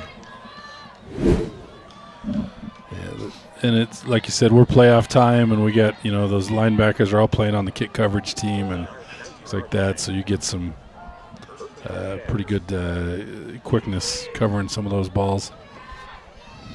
So with 28 seconds to work with 2 timeouts, Prescott trailing 28-13 and looking down the scenario where they got to kick it away to start the third quarter. This is right now perched in the danger zone, as it looks as if they just want to get to the locker room. And both teams excited to do so, with the Lobos leading 28-13. We'll have our Honda Ski and Outdoor Sports Store conversation right after this. It's halftime at Snowflake with the Lobos up 28-13. Shola Ford's presentation of high school football on iTalk 106.7 and iTalk106.7.com. Want the best deal on your new car, truck, van, or SUV? Go to Sholo Ford. Sholo Ford has the best deals. Not only does Sholo Ford sell the #1 truck in America, Guy Hatch guarantees you won't find a better deal on that truck anywhere else. Sholo Ford sells the best at the best price. Sholo Ford on the east end of the Deuce and at sholoford.com. You've been there, waiting forever at the gas station for the guy to free up so he can fill up your propane tank. Or worse, when the only qualified propane technician decided to stay home that day. Yep, you've been there, and I have too. That's why now I get my propane from Ace Hardware every time. You get Ace Hardware's world-famous customer service when you stop in for propane. That's right, you get in, you get out, and you get a great deal on propane and everything else. From Ace Hardware at their locations in Pine Top and Heber. Ace Hardware is proud to support White Mountain Sports. This has been iTalk 106.7's presentation of the Honda Outdoor Ski and Sports Store Halftime Show. Outdoor Sports Store halftime show. For the best selection of hiking, camping, hunting, and fishing gear, go to the Honda Ski and Outdoor Store north of Pine Top on Highway 260 just before you get to the Honda Casino. First 2 drives, all Badgers offense. What did Snowflake do to adjust? Yeah, it looks like they widened out those outside linebackers and started bringing them in to kind of keep Tennant inside the pocket there.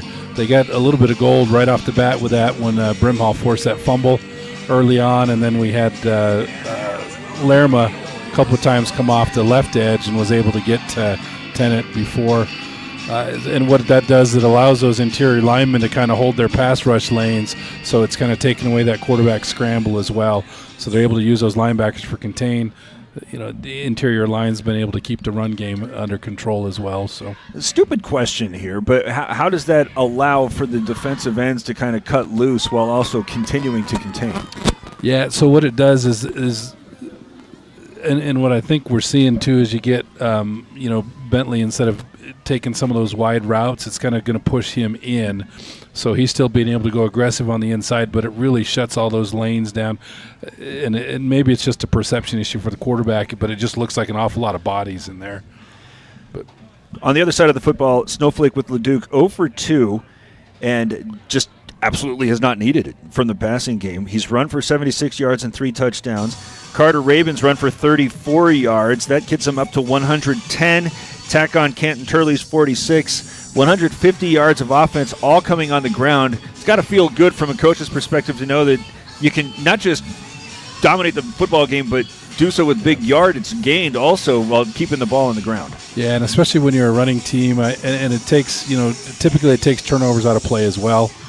When you can get the most yardage out of your most simplistic stuff, it is really relaxing as a coach, right? Because you don't have to find a way to trick the other team. You're not really, all you're just relying on is some execution, stuff that you've been working on from the first day of practice. So it gives you kind of a comfort level.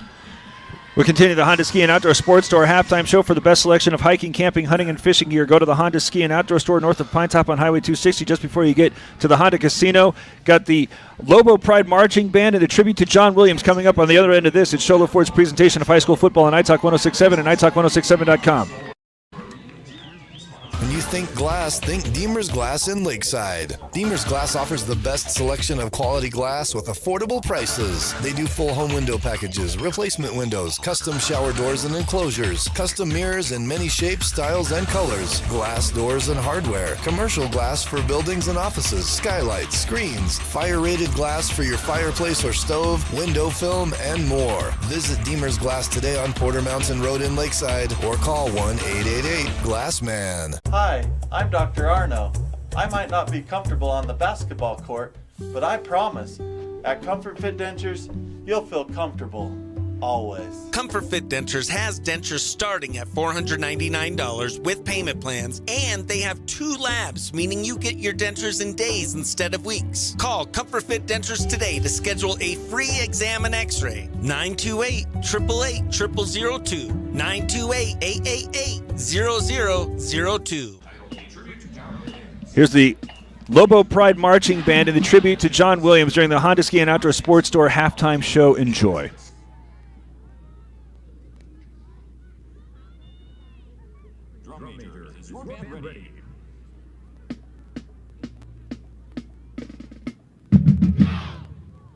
Let's give it up for the Lobo Pride Marching Band.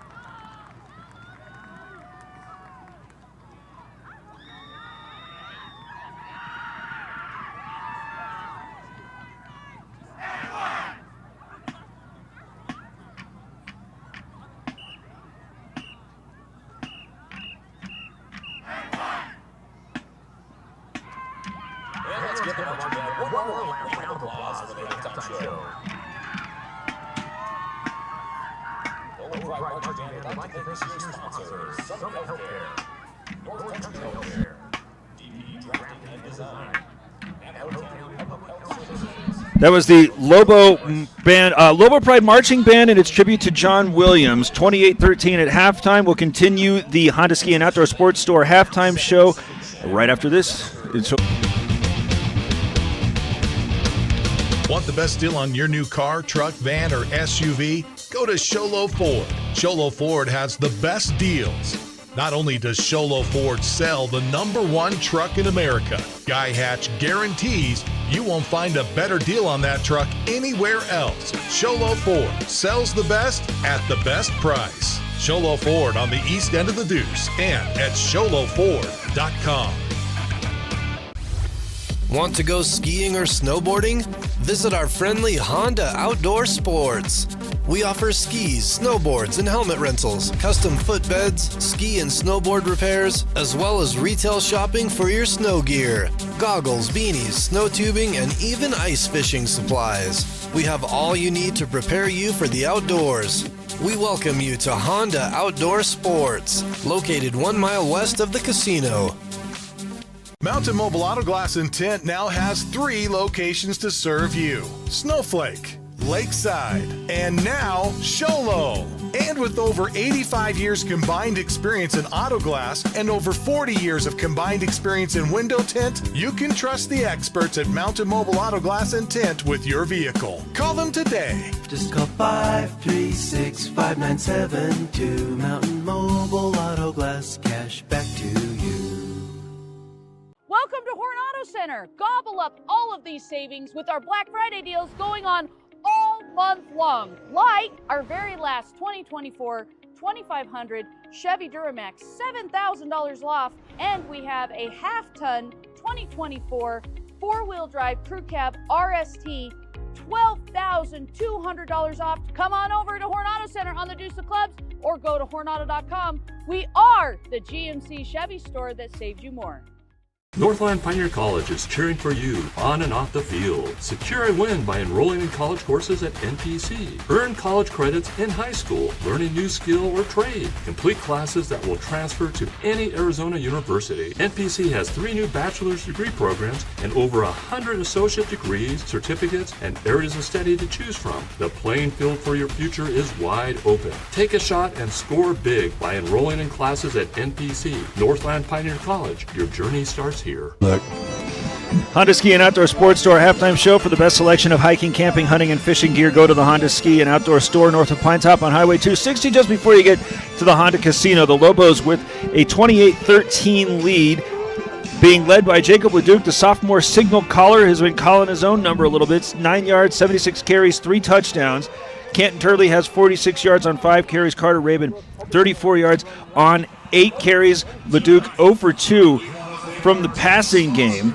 Uriah Tennant is 8 for 11 for 145 yards. His favorite target has been Josiah Peoples, who averages 63 yards per game. He's got 102 today on 4 catches. Eli Allen, 2 catches for 5 yards, 1 catch for Johan Gunderman, and then Briseno had a 31-yard touchdown reception. Tennant has also rushed for 49 yards. Dustin Davis has 8 carries and 12 yards. The question that we were talking about, Mike, during halftime, what do you do if you're Prescott? Do you just sell everybody out?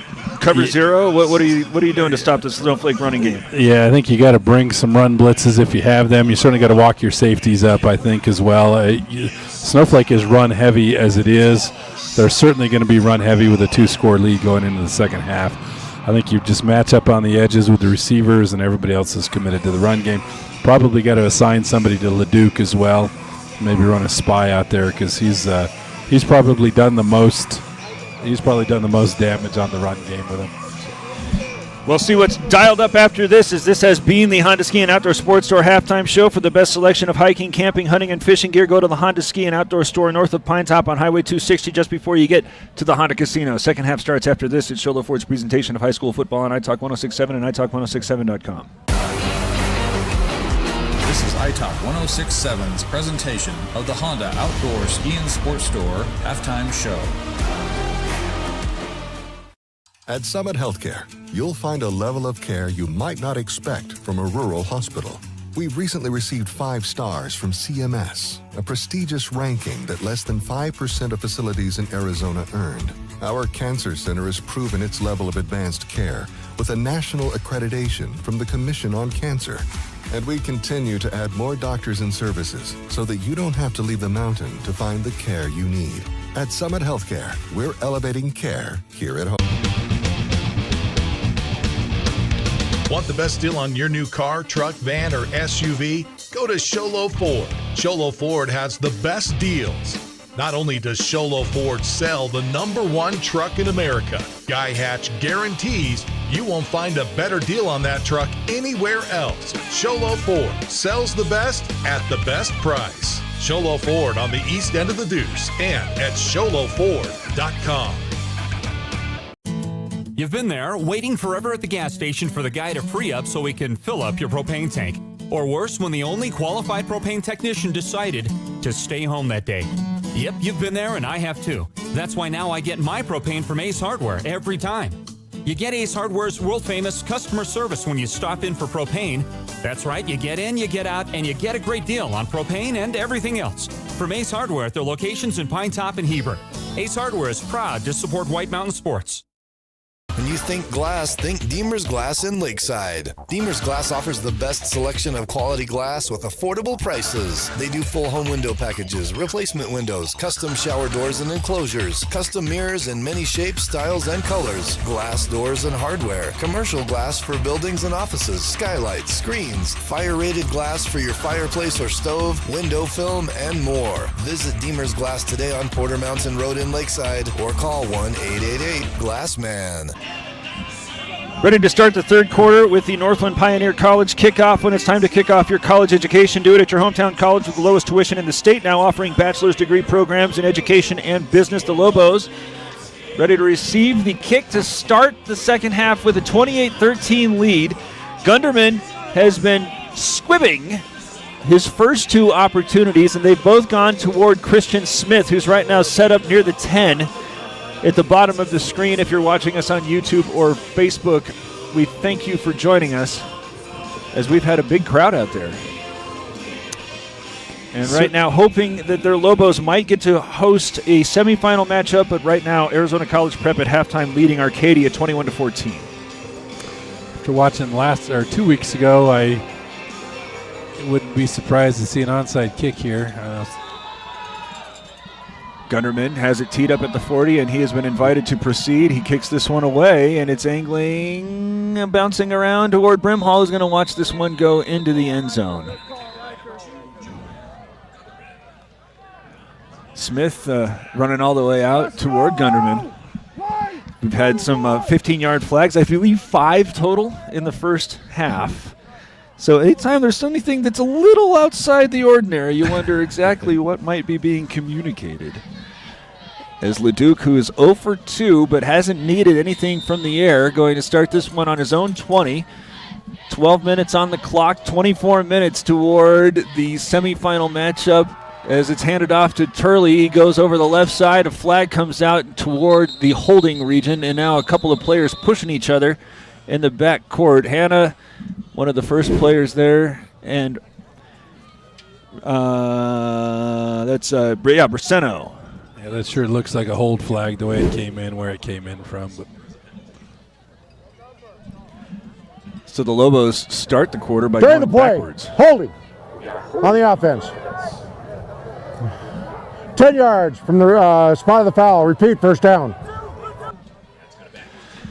So put the Lobos back to the 10. And are now looking at a 1st and 20 situation. Not exactly what the doctor ordered here to start the third quarter. He's got split backs again. Leduc from the shotgun. This time Gibbs to Rabin, and he's up the middle over the 15. Hannah there with the stop, but a gain of 6. Yeah, that penalty puts them quite a ways behind the chains here, so they'll interested to see what they come up with here to try to extend this drive. Their biggest runs have come with either Turley or Leduc bouncing it outside after seemingly getting strung out. Going toward the edge is now stopping play. And it looks as if Olberg might be bleeding, or he has a equipment situation. So Smith hops off the sideline after Olberg was directed away by the official. 2nd down, 14, handoff. No, they're going to fake this one in a little bit of space, but now a flag comes out. Oh, yeah, I don't. Silverhorn was the intended receiver, but is this going to be a hold? Yeah, it looks like he got grabbed as he that play action sucked all the defense up, and that they grabbed him before he could break out of there. See if it's a pass interference or a hold. During the play, got holding on the defense. It'll be 10 yards from previous spot. Still 2nd down. Still 2nd down. As we've continuously been instructed that the rules change. That's right. It's not an automatic 1st down when you hold a receiver. And it's 10 yards, so it puts him back in that 2nd and 5 situation here. So. Fake the handoff again, going with the play action, looking to the near sideline where Olberg's back out there, and he's got this one at the 40 after getting a little bit of separation. Perhaps a little bit of illegal separation, but it's into Prescott territory after the 35-yard gain on the first reception for Eddie Lobo. Really good play on the football, and he kind of set that up, got that separation. Really good hands catch, didn't let that thing come into his body. Really good job. Good ball there, too, by Jacob Leduc. Olberg again with single coverage off on the near side into Badger territory at the 38. Handed off. Rabin bounces it to the right side. He's at the 30 and brought down by Davis from behind, but close to a 10-yard gain. And another Lobo 1st down. He might have it. Well, that probably just removed all of the oxygen off the Prescott sideline. That 30, it's actually a 37-yard pass. Yeah, and then Snowflake just comes back again with a tempo and keeping the pressure on the defense. Turley getting this call as he goes to the right side. Over the 25, gains 3. DeCourt there with the stop. And again, it doesn't look like much, but again, it's akin to boxing and those body blows. They just keep hitting you, keep hitting you, keep hitting you. 10:09 to go, 28-13 the Lobos with the lead. Hard count from Leduc. A little bit of movement along the front, but nobody jumps for Prescott. Still with the split backs on either side as this time Turley goes to the left, slips one tackler, bounces further, but he's going to be stopped by Rossano. Gains a couple. Sets up a much more manageable 3rd down and 4. Yeah, it looks like he had that little bit of seam in there, but saw that outside alley, and Prescott did a good job recovering back out. So leading 28-13. If they gain no more yards, it'd be a 37, 38, 39-yard field goal attempt for Sam Brown, well within his range, but it is cold here to start the 2nd half as they're already at the line of scrimmage. Handoff, Rabin goes up the middle, goes over the 20, tackled forward, has a 1st down. Gains 5. It's 31 degrees, literally freezing.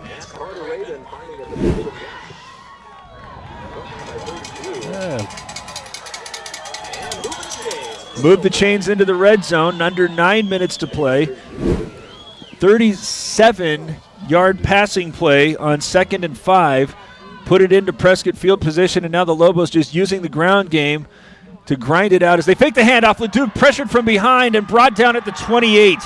Huge play there by Tennant as he came off the edge, leaving his defensive back position. And it'll be a drop of a loss of 7 yards. Yeah, good call, bringing that pressure off of that backside edge. And by the time Jacob had picked him up, it was too late. Well, it just made the layup from Sam Brown a little bit more exciting as he's getting the right leg loose. Shotgun formation, Ravens in the backfield. He gets the call, goes over the middle, brought down by Kasem and his shoelaces. Hannah was there as well. He was just one step away from turning that into a pretty big gain. Nice job there by Kasem to make sure it didn't turn into such. So 3rd down, still way behind schedule. Had the ball for 4 minutes to start the 3rd quarter, have a 2-possession lead. LeDuc, who just took that 7-yard sack, going to again break huddle with trips coming to the near side, including Turley. Nope, that's Olberg in the slot. Move the pocket in this direction. Want to go back toward Rabin. He's got this one, but the pass hung up just a little bit. Still, he slips some tacklers and cuts it up. He's at the 15. He's at the 10 before he's brought down after picking up 18 yards when he needed 16. Tennant's there to save the touchdown, but what a run there by Rabin. Yeah, all individual effort there, right? Like you said, that pass kind of floated out, and he was able to break that tackle right at the line of scrimmage. He had those 2 or 3 Prescott defenders, makes another guy miss, and he's able to finish that run for a first down. It certainly didn't look like we were getting that first down early. Rabin doesn't do an awful lot as far as receiving passes goes. Yeah, but there's a huge one. Yeah, I don't remember another reception all year, so let's. First and goal from the 6 as the handoff goes. Rabin goes to the right side, and he slips another tackler inside the 2 to get into the end zone for a Comfort Fit Dentures touchdown. Carter Rabin, have a day. 65 yards now on the ground, and his first touchdown. Yeah, you like to see him getting to finish that drive off after that big third down conversion. Another good, strong run, breaking that tackle again right at the goal line.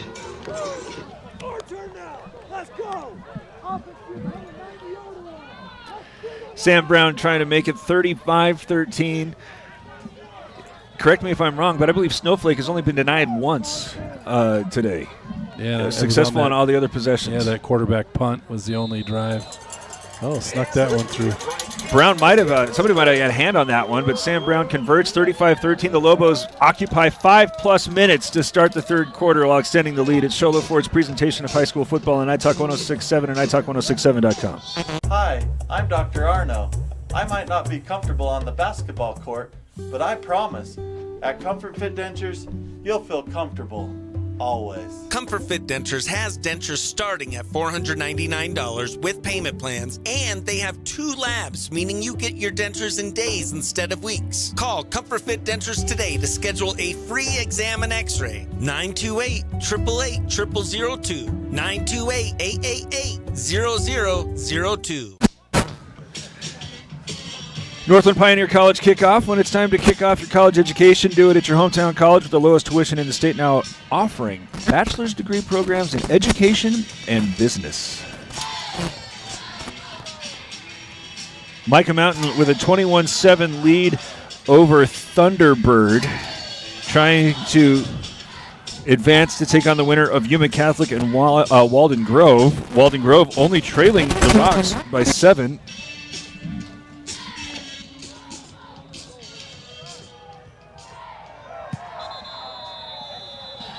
Lobos already have one penalty for kicking it out of bounds. Now it looks as if they got another for going off sides. Yeah, I was wondering with as cold as getting, that thing's got to be like kicking a rock. I don't know if Sam wants to kick another one. 21-14, Arizona College Prep still leading Arcadia. Arcadia had a 14-0 lead at one point in the first quarter. If these scores stand, we will have that semifinal matchup from a breezy Chandler, Arizona. Well, let's hope so. Who knows what we get down there. It won't be 32. I would feel pretty safe saying that. So Brown moves it back to the 35. Peoples and Gunderman waiting now around their 10-yard line, and now another flag comes out. The Lobos are losing their special teams discipline here with the big lead. Yeah, I don't know if that was a formation, that they only have 4 guys lined up on that side of the ball, or were they offsides again? That was a formation. Looks like a formation call if I'm understanding the hand signals correctly. So now they got to move it back to the 30.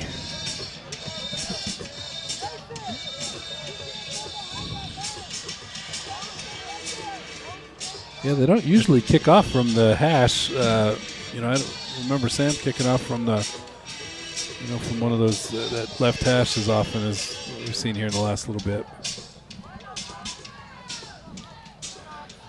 So third time's going to be a charm, as Peoples is now north of his 20.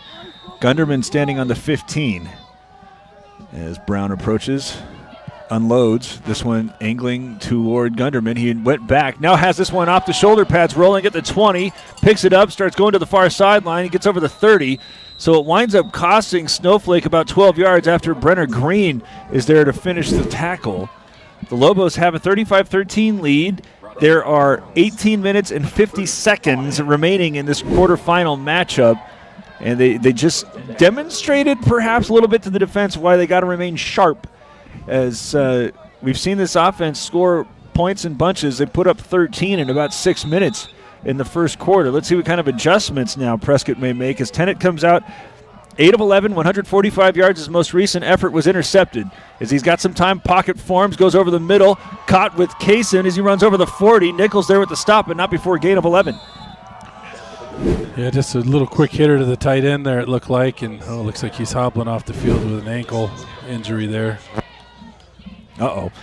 Ordinarily, he's second to Tennant as far as rushing yards goes. That's his first catch.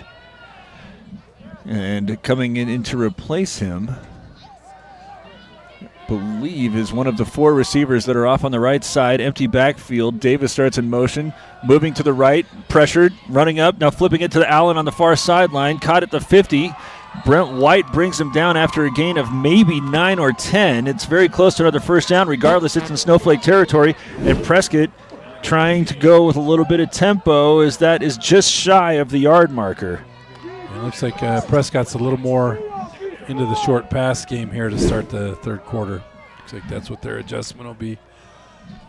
Third reception for Allen. He now has 14 yards. Same formation as Tennant moves to his right. Now pressured, starts running back at the 40, trying to get to the edge as he runs over the 45, back to the 50, and then out of bounds at the 40.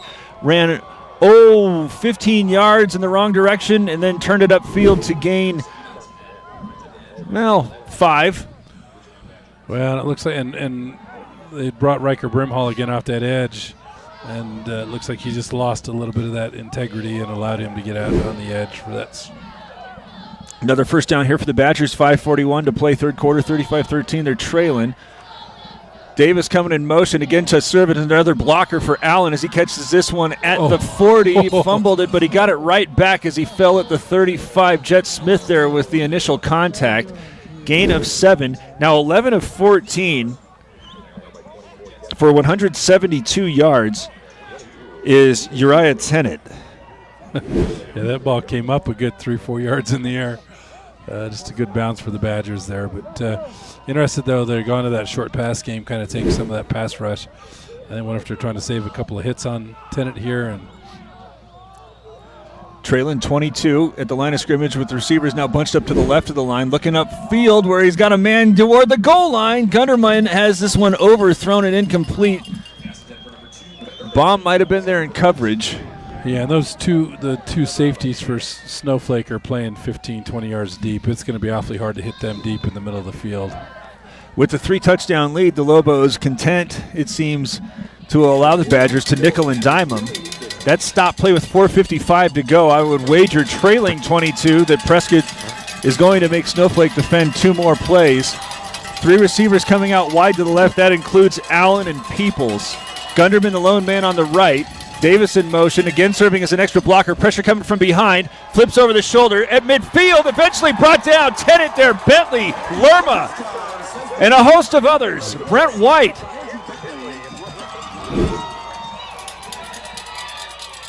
Yeah, and again, they did a really good job getting pressure on, forcing him out. And one good thing that, Snowflake just keeps coming. Multiple defensive linemen at the quarterback. You never saw people turning over wrong shoulders until Tony Romo, and I don't know if he really did the game a favor by showing everybody how to do that. I think that perhaps Tennant would have been better served just moving up in the pocket and trying to get rid of that thing, especially to set up 4th and 4. Or am I not giving his athleticism enough credit? Yeah, I think. And I think he's wired that way too to make that big play all the time. But again, Snowflake's just so much speed on the defensive side of the football. It's going to be awfully difficult to do that. So it took an awful lot of time to get to the line of scrimmage, and let's hear it. Try the snap. Delay a game. On the offense, 5 yards, still 4th down. So lost 13 yards on 3rd and 4 on the sack, and now another 5 pushes this back into Prescott territory.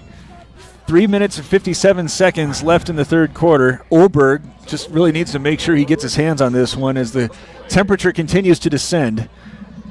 Quick kick here from Gunderman. It's low, it's short, it bounces at the 30 and then rolls to the 24. Excellent field position, all factors considered. When you look at what the Lobos had 3rd down and 4, approaching somewhat deep into their own territory, but are able to get the huge stop again from that front 7. And then an additional 5 yards on a penalty to get this set up at the 24. Again, all factors considered. That's a pretty good way to exchange those possessions. Yeah, and Prescott, again, probably burned about 3 minutes off the clock as well. So I think that's, again, they can get this thing into the fourth quarter with a 3-score lead. They'll be real happy. Leduc from the shotgun gives to Rabin as he starts moving from the left to the right, goes over the 30. Overton there with the stop, but not before a 6-yard gain, and the clock moves. 14 carries, 71 yards now for Rabin. He has 71, Leduc has 69, Turley has 51. And now Leduc boasting 57 yards passing. Is a little bit more of a well-rounded approach. Handoff, Turley moves to the left, steps through a tackle to get to the 35. He's still on his feet over the 40. I don't think I've said still on his feet as many times this season as I have today, as these Snowflake ball carriers just refuse to go down. Yeah, again, just another big run there. Kent Turley, again, he's not going to go down one-on-one, right? Rarely, and everything is they got to team tackle him, and he still manages to get 3, 4, 5 yards after contact. 62 yards now for Turley after the 11-yard gain. 1st and 10 for the Lobos as it's again going to be Turley. Again bouncing it out to the hash. Now cuts it back up to the middle. Over the 40. He's in Prescott territory at the 35. Overton eventually brings him down, but not before he gains 25 yards. Well, we expected him to carry more of the load here in the second half, and see, certainly this drive, that's 2 real strong runs for him. 2:42 to go, 35-13. The Lobos lead with the football in the closing moments of the third quarter, continuing to keep an eye on the scoreboard where ACP leads Arcadia 21-14. Yuma Catholic leads Walden Grove 14-7. Micah Mountain leads Thunderbird 21-7. As this time Rabin's going to get the opportunity, but he's stopped after a 1-yard gain by Hanna. Hannah's been in on about the last 5 tackles. It feels like a young man still out there competing defensively for Prescott. 2nd and 9, but the Lobos perhaps happy that they're going to get to chew off another 30 seconds or so. Under 2 minutes to go. It's a pretty subdued crowd here, all factors considered, but one of those factors is 30-degree weather. Yeah. Handoff, fake to Rabin, looking to the near side. We're caught in the flat there. Silverhorn over the 25, makes a man miss to get to the 20, and then Hanna brings him down at the 15. Overton correction. Yeah, good play action. They run so much and they run so hard that opens that play action pass game up, and really good ball there delivered. Good catch, good run after the catch. 18 yards on that one. Now perfect on 3 attempts in the second half is Leduc for 68 yards. Hand this off. Turley starts left, bounces it right, gets to the 10. Gain of 6. Funk there with the stop. It's got to be putting Turley close to 100 yards. 93 tonight. on 10 carries. See if they'll let him finish this drive off. I guess he's the only one who hasn't been in the end zone yet. Nope, he got there. 4-yard carry. Oh, that's right, early. Yeah, You got 3 for Leduc, 1 for Rabin, 1 for Turley. Is now split backs on either side of Leduc, who's got 69 yards on the ground. This seems like an opportunity for him as he fakes the handoff, looking over the middle for the slant. That's nearly had. The intended man was Baum. That was a pretty good delivery there by Leduc. Yeah, good read. Ball's delivered on time in the right spot. Interested to see if that just got through his hands. Yeah, it looked like a little tug on the back of the jersey slowed Baum up just a step. The first incompletion in the third quarter for Jacob Leduc. Nearly his first passing touchdown. would have given him 4 on the evening as his team leads 35-13 with 45 seconds on the stopped clock, third quarter. Olberg now wide right, bomb left.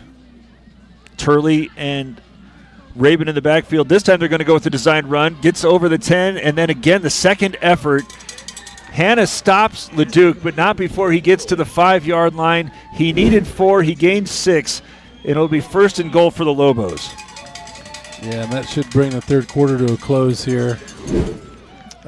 Snowflake not even pretended. Moves over to the sideline. Final 12 minutes of the quarterfinals coming up here as the Lobos leading 35-13. As we go to this break, we were talking about this at halftime. The Badgers had to have just been so delighted with the game start. 13-7 lead, scoring almost seemingly at will, and then poof. Yeah, then you had the turnover. You got a couple of hits on the quarterback, and it's like that. And a really good adjustment again, bringing those outside linebackers, and they've kept Tennant in the pocket. We haven't seen him running wild, and it seems like it's stagnated their offense quite a bit. So 35-13, the Lobos leading with 1 quarter to go. It's Sholo Ford's presentation of high school football on iTalk 106.7 and iTalk1067.com. Want the best deal on your new car, truck, van, or SUV? Go to Sholo Ford. Sholo Ford has the best deals. Not only does Sholo Ford sell the #1 truck in America, Guy Hatch guarantees you won't find a better deal on that truck anywhere else. Sholo Ford sells the best at the best price. Sholo Ford on the east end of the Deuce and at SholoFord.com. Arizona College Prep has extended its lead 35-14 over Arcadia. So barring something miraculous, the Lobos are going to have to make the trip down to Chandler to take on ACP, which I don't know. Would you say it was a surprise that Snowflake, prior to the final release of the rankings, had a #1 spot over ACP, considering some of the victories that they had, or the near misses that they didn't, or the near miss, I should say? Yeah, again, we talked earlier about, Snowflake's schedule was so front-end loaded. I wasn't surprised Snowflake came out one, and wasn't surprised they got caught in the end either. First and goal from the 4, but as the play starts, it's stopped. And the Lobos did. Prior to the snap, false start on the offense. 5 yards, still first down. The game of the night, though, Arizona Duke and McHale Center. Bear down, baby. You got a score? Yeah, 15-14 at the 10-minute mark, first half. Micah Mountain leading 24-7. Walden Grove is still down just 7 in the third quarter at Yuma Catholic. Yeah, Walden Grove has played some teams tough this year. I'm not really surprised to see that. A little surprised to see that score, but I thought out of the 4 top seeds they would be in for the handoff. Turley gets held up as soon as he gets to the interior of the line. Maybe got back to the line of scrimmage. Kaysen was there first. Good to see Kaysen back out there. Remember, he was hobbling off after he had his reception. Snowflake very methodical with a 22-point lead. It does look like from Max Preps we can see that Walden Grove does have the ball inside the 30 of Yuma Catholic in the late third quarter. So game's one-score game. That game could be that'll be the one that'll be tight of the 4 quarterfinal games. Second and goal now from the 9. Again with the split backs. This time Leduc fakes the option as he goes to the right side and then falls forward to the 2. Kaysen there with the stop. I was waiting for the pitch. Yeah, we haven't seen any option all year. That's I guess another trick out of the bag. It sure looked like he was going to pitch that thing the whole time, and probably good read though, and he's able to get down to the 2-yard line with that run. 1 minute off the clock here in the fourth quarter. The Lobos with a big package as Leduc trying to go with the keep, and is in the end zone from 2 yards out. Another Comfort Fit Dentures touchdown for Jacob Leduc. think no matter what, throughout this year, what's gone on, I think they've probably definitely gone over their budget here in the playoffs with the fireworks. These last two nights we're going to go 40 points, I guess, the first two rounds. So maybe the fireworks folks are happy we're on the road next week. I guess we'll have to wait for the comments to see. 10:37 to go as Brown is in to attempt his 6th extra point. Flake ready to hold. Bad snap. He's able to get it up, though, and put it in. 42-13. The Lobos continue to pour it on here in the quarterfinals. It's Sholo Ford's presentation of high school football on Night Talk 106.7 and NightTalk1067.com. Want to go skiing or snowboarding? Visit our friendly Honda Outdoor Sports. We offer skis, snowboards, and helmet rentals, custom footbeds, ski and snowboard repairs, as well as retail shopping for your snow gear, goggles, beanies, snow tubing, and even ice fishing supplies. We have all you need to prepare you for the outdoors. We welcome you to Honda Outdoor Sports, located 1 mile west of the casino. 42-13 as the Lobos continuing to get the separation. And this one started off, it looked like it was going to be a lot of fireworks just to continue with the theme going into the break. But the Lobo defense made the adjustment, and the Badgers just have not had a response. Yeah, it was, 13-7 with that fumble after, Prescott had scored the 2 touchdowns, forced a punt. And Snowflake's reeled off, 35 in a row from that point. So Lobos get this kick away without any flags, and it goes into the end zone. How do you like that? Yeah, uneventful kickoff. Probably first one of the night. So we continue to keep an eye on all of these different scores. Cactus still leading Kellis. Micah Mountain 24-7 still. And Yuma Catholic 14-7 over Walden Grove. ACP has not allowed Arcadia to score since it took a 14-0 lead. So you knew you're going to have to eventually, in all likelihood, beat Arizona College Prep and Yuma Catholic if you wanted to secure a state championship. And the way things are developing, it seems as if that's exactly what is going to have to be dialed up. As Tennant on the move, tries to throw across his body toward the far hash where Olberg was there to break it up. The intended man was Allen.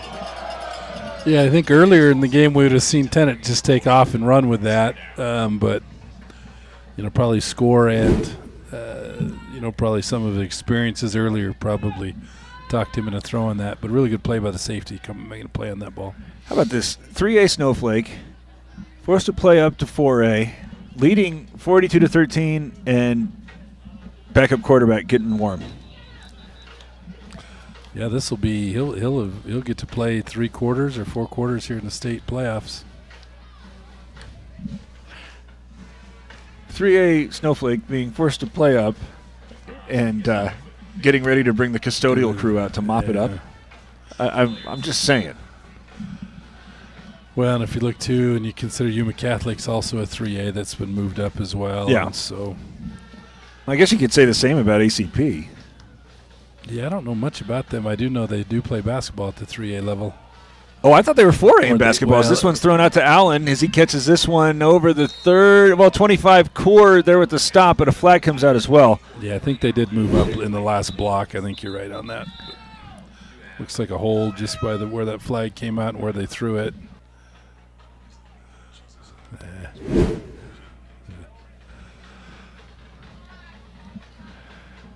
This seems as if this looks like the Badgers are expecting this to be.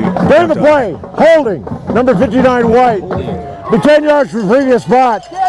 Repeat. Second down. So as one had suspected. Second down. 59, White. 5'9". Nope. Yep. Yeah, there we go. All right. Sorry about that, folks. Second down and 20.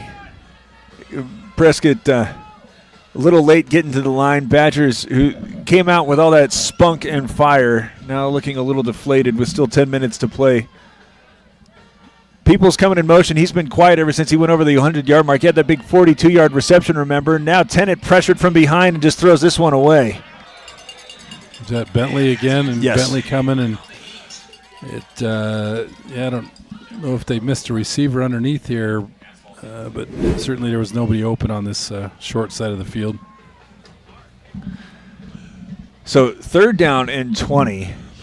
Yeah, and I don't know, Tennant, if it's taken a little bit out of him, but he certainly is not running away from the defenders anymore. Like, he looked like the quickest player on the field that first quarter. Looks like it's taking its toll a little bit on him, some of those hits, and probably the workload that he's carried offensively and defensively.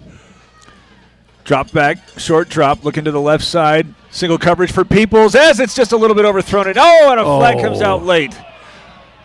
Jones has been going stride for stride with Peoples. Fans murmuring. Let's see if we can get a replay to you be the judge. I think he got him from behind. And as the new wave of wide receiver goes, you complain about the call even when you get pass the call. interference. Be 15 yards from the previous spot. We'll have repeat 3rd down. So still 3rd down, as Aaron Hewish has educated us. This is not an automatic first, so 3rd down and 5 from the 25. Oh, Gunderman hobbling off the field now for the Badgers. Looks like he's favoring his right leg. Summit Regional Medical Center injury report is everything your athlete needs to get back in the game. Big loss here for Prescott. As in the backfield, Davis standing on Tennant's right. Going to fake the handoff there. He's going to tuck. Trying to get to the 30. Huge hit there being brought. Nichols there with Bentley. Oh, that was not Bentley. Wyatt Johnson, but not before Tennant picks up 6 yards on a 1st down. That's his first running play in the second half. Comes with 9 minutes and 35 seconds to play in the ball game. His team trails 42-13. Just to give you an idea about the adjustment and domination that the Lobos defense has brought. Now pressured. Sends this one over to Allen. Caught at the 30. Trying to run back to the interior as he's tackled at the 40. Gains about 10 yards and had to run about 15 to get him. That pass was caught well back of the line of scrimmage. Looks like he's stopped shy of the yard marker. Gain of 9. When Nichols has been all over the field tonight, it feels like defensively. Again, those last 2 tackles. Oh, they are going to give him the 1st down. So 182 yards, 12 of 17 is Tennant. 4 receivers coming to the near side. They're trying to spread out the Lobos. In the first half anyway, this is when Tennant would try to run. Now brings Davis in motion. He's going to serve as a blocker. Looking to the far side of the field where he's again looking for Peoples, and it's nearly intercepted a couple of different times, rattling around Jones and Olberg. Yeah, that ball looked like it made contact with about 4 different people. Or at least the same people 4 different times. But again, that's a really good coverage there from Snowflake. Jones doing a good job on ball, and then Olberg coming over as a safety to really make that a difficult play. 4th quarter, Yuma Catholic still just a 14-7 lead over Walden Grove. ACP leading Arcadia 35-14. And Micah Mountain now leading 31-7 over Thunderbird. 2nd down and 10. Again, looking to that far side. Again, looking for Peoples. Running down the far sideline. That one was well delivered. He just kind of alligator-armed it. But he's been having a hard time with Jones. Olberg also there again, coming over with some safety help. Yeah, Jones has been there, step for step on the last 3 go routes with him. So he did pick up that pass interference flag, but now Peoples coming off the field as he looks like he's taking a seat after tossing his helmet. He's favoring something in the neighborhood of his breadbasket. Another Summit Regional Medical Center injury report is it seems as if the Badgers right now having to try to convert 3rd and 10 without their 2 leading receivers. 8:43 to go. Pressure coming off the edge as Tennant's able to avoid and then whip a pass to the near sideline that's incomplete. Again, Bentley just come through the line almost untouched again and just about beat Tennant back to his drop spot and just kind of wrecked that play from the beginning. Guess you'll see a lot about where Prescott's head is right now if they're going to go for this. Oh, they got to go for this right there. Yeah. Doesn't look like Tennant's super committed to he doesn't look really excited to run this fourth down play here, but yeah, that's also true. I guess if Gunnerman's went off the field earlier, he's their punter. He's standing on the sideline right now. He still has his helmet on. Lost track of Peoples. Is he back out there? No, he is not. Oh, there he is. So he's sitting on the bench. Prescott sending 4 receivers to the right side, having a hard time getting this play in, and now going to have to burn a timeout with 8:36 to go, trailing 42-13. Solo Ford's presentation of high school football on iTalk 106.7 and iTalk106.7.com. Mountain Mobile Auto Glass and Tint now has 3 locations to serve you: Snowflake, Lakeside, and now Sholo. And with over 85 years combined experience in auto glass and over 40 years of combined experience in window tint, you can trust the experts at Mountain Mobile Auto Glass and Tint with your vehicle. Call them today. Just call 536-5972. Mountain Mobile Auto Glass, cash back to you. On when it's based on competition. 8:36 to go, 42-13. And if it is not yet lodged in the deep freeze, this play would probably go a long way to determining whether or not this is anything more than academic. The Lobos have only been denied on 1 possession, and that one ought to be noted that it was a great punt by LeDuc that set up the first turnover and allowed the Lobos to take their first lead. They haven't been trailed since. So 4 receivers coming to the near side. Davis coming back as they fake the toss to him. A little bit of pressure as the flag comes out. This is probably not going to count as Tennant's trying to come to the near side and eventually pushed out of bounds at the 45. Seemingly a formation flag was just thrown, and I would wager that the Lobos do not have any interest in replaying that down. Yeah, you could see this line judge, kind of trying to direct these wideouts to get up on the line of scrimmage. I'd be really surprised if this was anything but a formation flag. And again, with their 2 leading receivers unavailable, Lobo defense celebrating after picking up a 4th down stop. There's the play. We got illegal formation on the offense. That penalty's declined. As a result, we got 1st down. Turnover on downs there as the Lobos were able to contain Tennant to a 4-yard gain. He now has 51 yards on the ground. He had 54 at halftime. Well, and he's, you admire the competitiveness, and he's still playing hard, things like that, but he's taken some shots tonight. He's had to carry the bulk of the load for the offense as well. I believe Flake is in at quarterback as he hands it off to Green as he goes to the right side. And again, as he's still on his feet, over the 35 and down to the 30. First down for Brenna Green. Overton there at the stop. I'm again going to call this not the second unit. This is the custodial crew because they're in here to mop up the last 8 minutes of a quarterfinal game. And just again, a different number, but the same run as what you've seen all year from the Snowflake running backs. Just a strong run, finishing it really hard. It's a really good run there by Green. Flake playing quarterback, Green on the left. Rabin's still out there as it's again going to be Green. Tries to get to the right side, is still not to be denied. He stopped at the line of scrimmage, but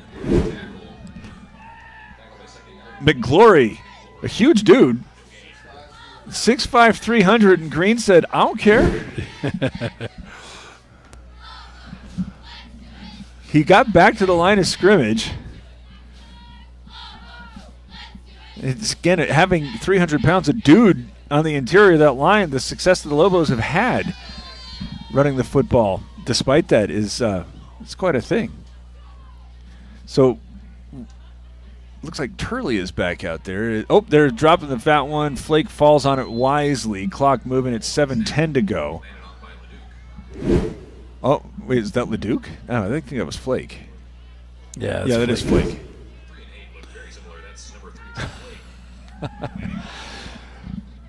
Our friendly neighborhood public address man asking for a little grace. I think he fooled all of us. Turley walking off the field. Rabin's going to come back out there. The Lobos going to continue to try to bleed clock here. 6 minutes and 40 seconds to go. ACP continuing to lead Arcadia as we will have that game for you from Chandler. As the handoff goes Green, goes from the right to the left. He's over the 30 to the 25, still upright at the 20, at the 15, bounces it outside. He's at the 5, still on his feet in the end zone. Oh, he just wasn't going to be denied, was he? Really tough run, and he probably broke, 6 tackles along the way, and get some more fireworks, baby. Brenner Green from 31, a Comfort Fit Dentures touchdown. We're counting here on the replay, 3 broken tackles, 4 at the pylon. He should have been stopped after a first down at the 15. Yeah. Sophomore Brenner Green getting some valuable usage here in the fourth quarter as the Lobos with 48 points, and in to do this kicking is Olberg. Well, and the benefit of that is that should get that running clock set for us. And that's up and good. 49-13, the Lobos continuing to run away. It's Sholo Ford's presentation of high school football on iTalk 1067 and iTalk1067.com. Welcome to Horn Auto Center. Gobble up all of these savings with our Black Friday deals going on all month long, like our very last 2024 2500 Chevy Duramax, $7,000 off, and we have a half-ton 2024 four-wheel drive crew cab RST, $12,200 off. Come on over to Horn Auto Center on the Deuce of Clubs or go to hornauto.com. We are the GMC Chevy store that saved you more. Northland Pioneer College kickoff. When it's time to kick off your college education, do it at your hometown college. Pay the lowest tuition in the state. Also, you could pick up a bachelor's degree in education and business. All that happening at Northland Pioneer College.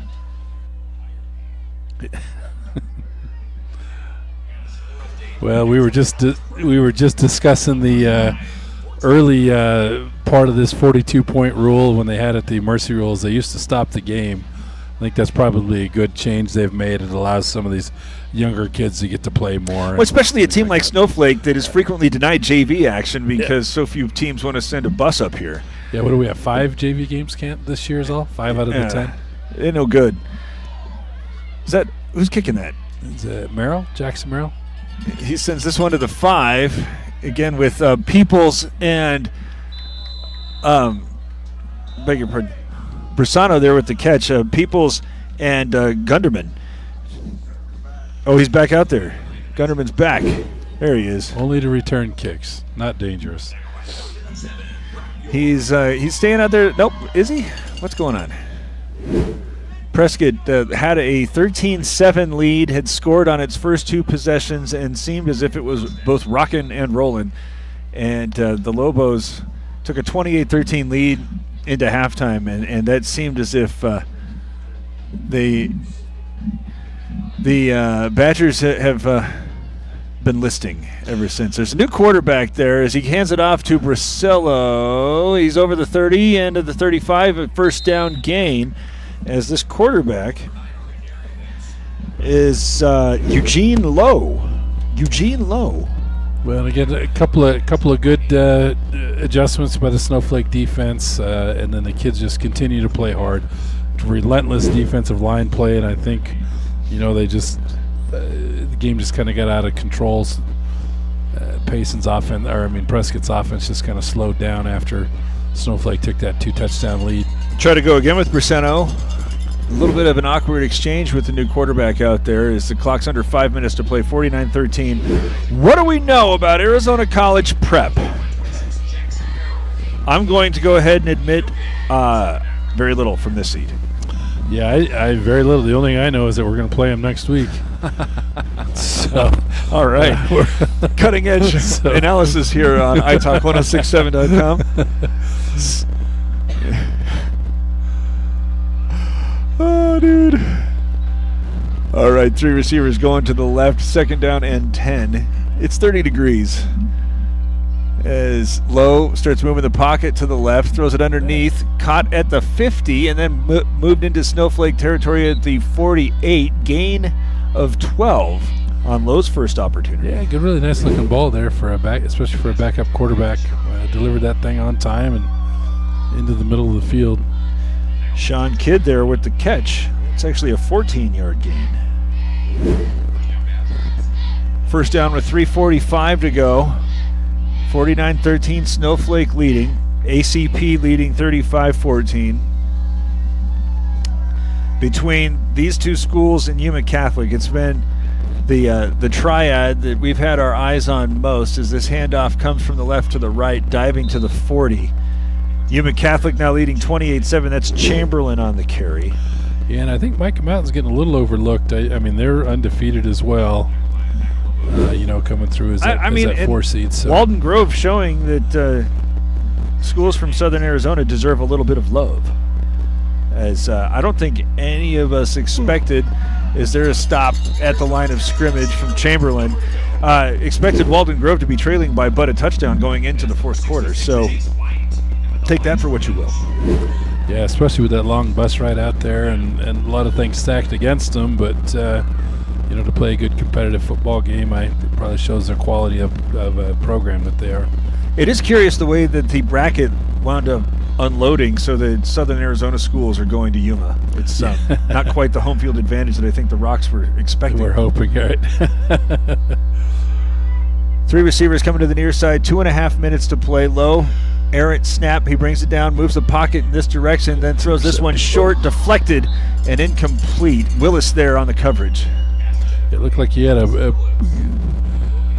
if he underestimated the arm strength of the quarterback there, he made a really good break on the football. It just got a little bit over his head. Clock continuing to move with the deficit as it is.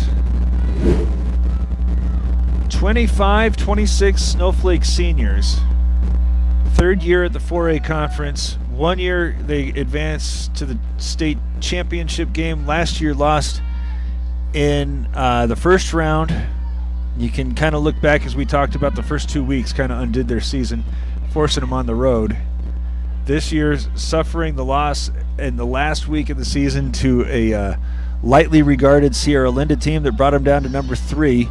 And perhaps here, as we sit in the frozen outdoors of Snowflake, Arizona, as that pass is good for 6 yards and a first down, we can kind of go back and look at what kind of home field advantage it would have been for the Lobos. But I'm going to, again, I had suggested to you in a text, Mike, that I don't know if it was going to be that pivotal, because it's not as if they're going to be playing in terrible conditions. They want to run the football. They want to control it all up front.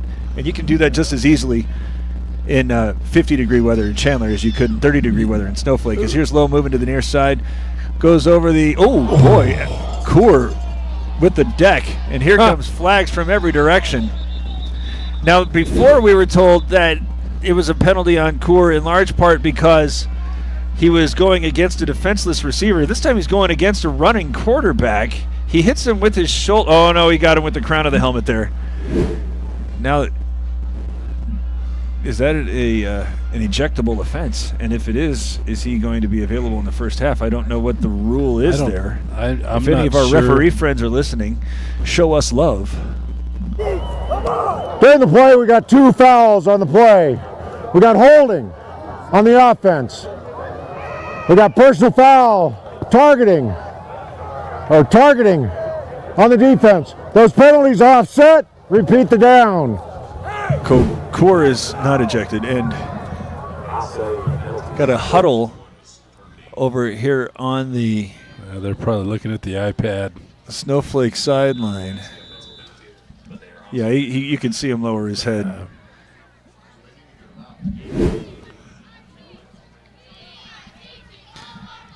First and 10, under a minute to go. Throw this one underneath. Allen, slips 2 tacklers to get to the 30 and then eventually to the 25. And as our spotter, Mike Caldwell, is saying, the Lobos, more than anything here in the final minute, just need to make sure that they don't offend, especially Coor after having picked up one. Yeah, you want to get everybody ready for next week. no injuries, right? No ejections. And this game has gone on now for 2 hours and 20 minutes, and I think what's most impressive beyond that is that there are still so many scores coming in from across the state. As here's a handoff. This should be the last play as it's bouncing to the near side and eventually brought out of bounds. Briseno there is, that is going to momentarily stop the clock, but then they remember, and it's going to run 3 seconds, 2 seconds, 1 second, and for the second time in 3 years, the Lobos are going to the semifinals in the 4A conference and will seemingly take on Arizona College Prep. We'll start setting that stage after this. It's Shola Ford's presentation of high school football on Night Talk 106.7 and NightTalk1067.com. Northland Pioneer College is cheering for you on and off the field. Secure a win by enrolling in college courses at NPC. Earn college credits in high school, learn a new skill or trade. Complete classes that will transfer to any Arizona university. NPC has 3 new bachelor's degree programs and over 100 associate degrees, certificates, and areas of study to choose from. The playing field for your future is wide open. Take a shot and score big by enrolling in classes at NPC. Northland Pioneer College. Your journey starts here. At Summit Healthcare, you'll find a level of care you might not expect from a rural hospital. We've recently received 5 stars from CMS, a prestigious ranking that less than 5% of facilities in Arizona earned. Our cancer center has proven its level of advanced care with a national accreditation from the Commission on Cancer. And we continue to add more doctors and services so that you don't have to leave the mountain to find the care you need. At Summit Healthcare, we're elevating care here at home. yeah, no. Want the best deal on your new car, truck, van, or SUV? Go to Sholo Ford. Sholo Ford has the best deals. Not only does Sholo Ford sell the #1 truck in America, Guy Hatch guarantees you won't find a better deal on that truck anywhere else. Sholo Ford sells the best at the best price. Sholo Ford on the east end of the Deuce and at sholoford.com. You've been there, waiting forever at the gas station for the guy to free up so he can fill up your propane tank. Or worse, when the only qualified propane technician decided to stay home that day. Yep, you've been there and I have too. That's why now I get my propane from Ace Hardware every time. You get Ace Hardware's world-famous customer service when you stop in for propane. That's right, you get in, you get out, and you get a great deal on propane and everything else. From Ace Hardware at their locations in Pine Top and Heber. Ace Hardware is proud to support White Mountain Sports. Final here in the quarterfinals, the Lobos win 49-13 as it was close for 5 or 6 minutes. And even after the Lobos just took a 1-point lead, you kind of got the sense that it was already swinging in their direction and that it was just a matter of time before it all started going in the Lobos' favor. As we take a look at a couple of things, especially the Horn Auto Center drive of the game. I want your impression before I give mine. You know, I think it was really important to match that first score with our score back. I mean, that's kind of where I would lean. It kind of established what Snowflake's offensive identity was going to be. Just, run the ball downfield. We got a physical run to finish that first drive with Jacob Leduc. So okay, that's kind of the first thing in my mind. But the last drive of the first half as well. So that's your opinion of the Horn Auto Center drive of the game, the Chevy, Cadillac, and GMC store that saves you more. Is the last drive of the first – see, I'm thinking of when they put 21 up.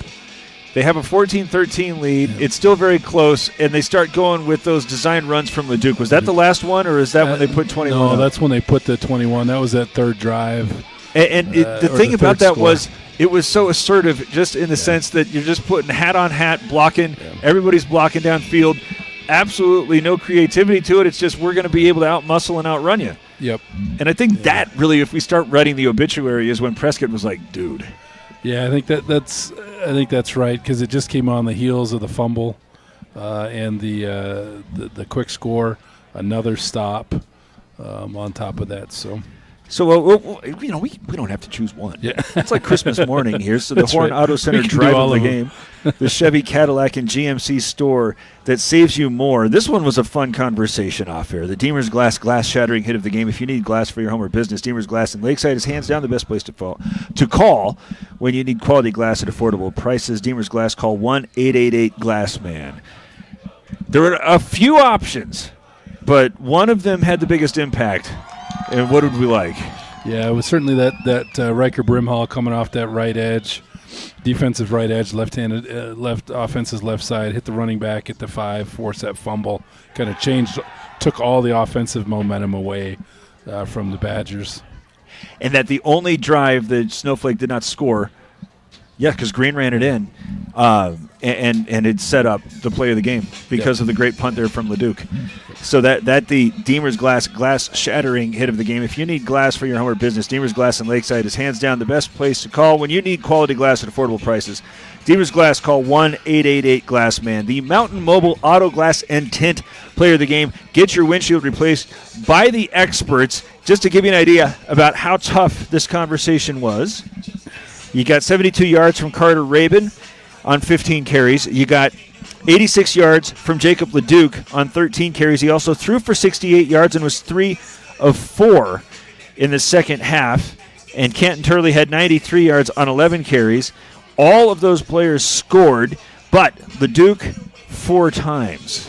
Does that make him the Mountain Mobile Auto Glass player of the game? Yeah, absolutely. And the physicality of the runs as well that scored on, I think, set the tone for the team as well. Also, I thought Hayden Nichols did a great job defensively early on, was all over the field in a lot of tackles. But I think with Leduc getting the 4 touchdowns, I think that definitely, I don't know how you go any other way with that. So Jacob Leduc, the Mountain Mobile Auto Glass player, Mountain Mobile Auto Glass Intent player of the game. Get your windshield replaced by the experts. As the Lobos fell to 3, so this is the last home game that they get to enjoy. Going to have to go to Arizona College Prep, which is leading Arcadia in the fourth quarter, 35-14. It was Snowflake 1 all year long until the final rankings were released, but after that it was either Yuma Catholic or ACP for the most part. You just knew that it was going to come down to these teams in all likelihood playing each other. As you mentioned, Micah Mountain, we don't want to forget about them, but these three kind of set themselves apart from the rest. Yep, and that's what you're thinking, and that's the way you want it. I think when you come down, you want to. I think in the end, you want to earn it. You want to go through the best. You want to prove that you're the best. So I think there's no doubt in my mind Snowflake's going to come ready to play next weekend. And again, I think their physicality sets them apart from everybody that we've seen this year. So from what I understand, AZ Prep is athletic. They're offensive oriented from everything that I've read.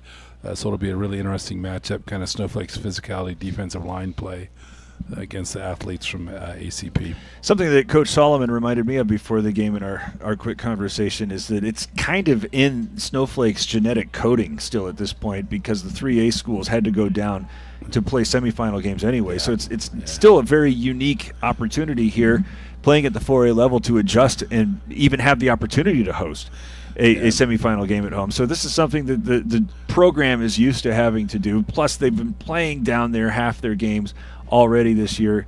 It's not like this is going to be that different than what they've already done. It's just a little bit of an uptick, a little bit. Right, and you're not looking at college and NFL fans where it makes it difficult for players and coaches to communicate with each other and things like that as well. So if anybody's going to have to adjust, it's ACP, because Snowflake's going to take that place over. Yeah, it's going to. There's going to be a lot of blue. Final score here at Snowflake High School: 49-13 after trailing 7-0. You can say it this way: the Lobos score 49 of the final 55 points. Final thought here, Mike. Well, it's good to see kids playing their best at the end of the season. I think you're definitely getting that. Early on in the season, we thought Snowflake was a defensive-oriented team. They seem to grind games out. Offense has really come the last 4 weeks. I think they've been over 40 points each of the last 4 weeks. So it feels like they're playing at their best coming into the the semifinal game. And again, I'm going to emphasize this 3A school starts the 4A playoffs by hanging 100 points in the 2 on their weeks, two right? opponents. We will have next week's semifinal game after Thanksgiving for you here on iTalk 1067 and iTalk1067.com. We hope that you have a very happy and joyous holiday. And until the semifinals, be joyous and safe both. Until then.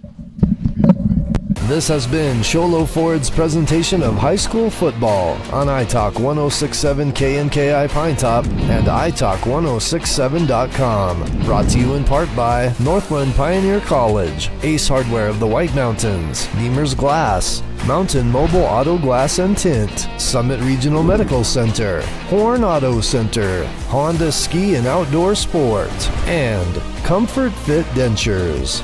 This broadcast has been a copyrighted production of iTalk 1067 and Country Mountain Airwaves, a Kopaniki communications station. Any rebroadcast, retransmission, or use of this broadcast without the expressed written consent of iTalk 1067 or Country Mountain Airwaves is strictly prohibited. For more information on this game and other games around the region, go to iTalk1067.com.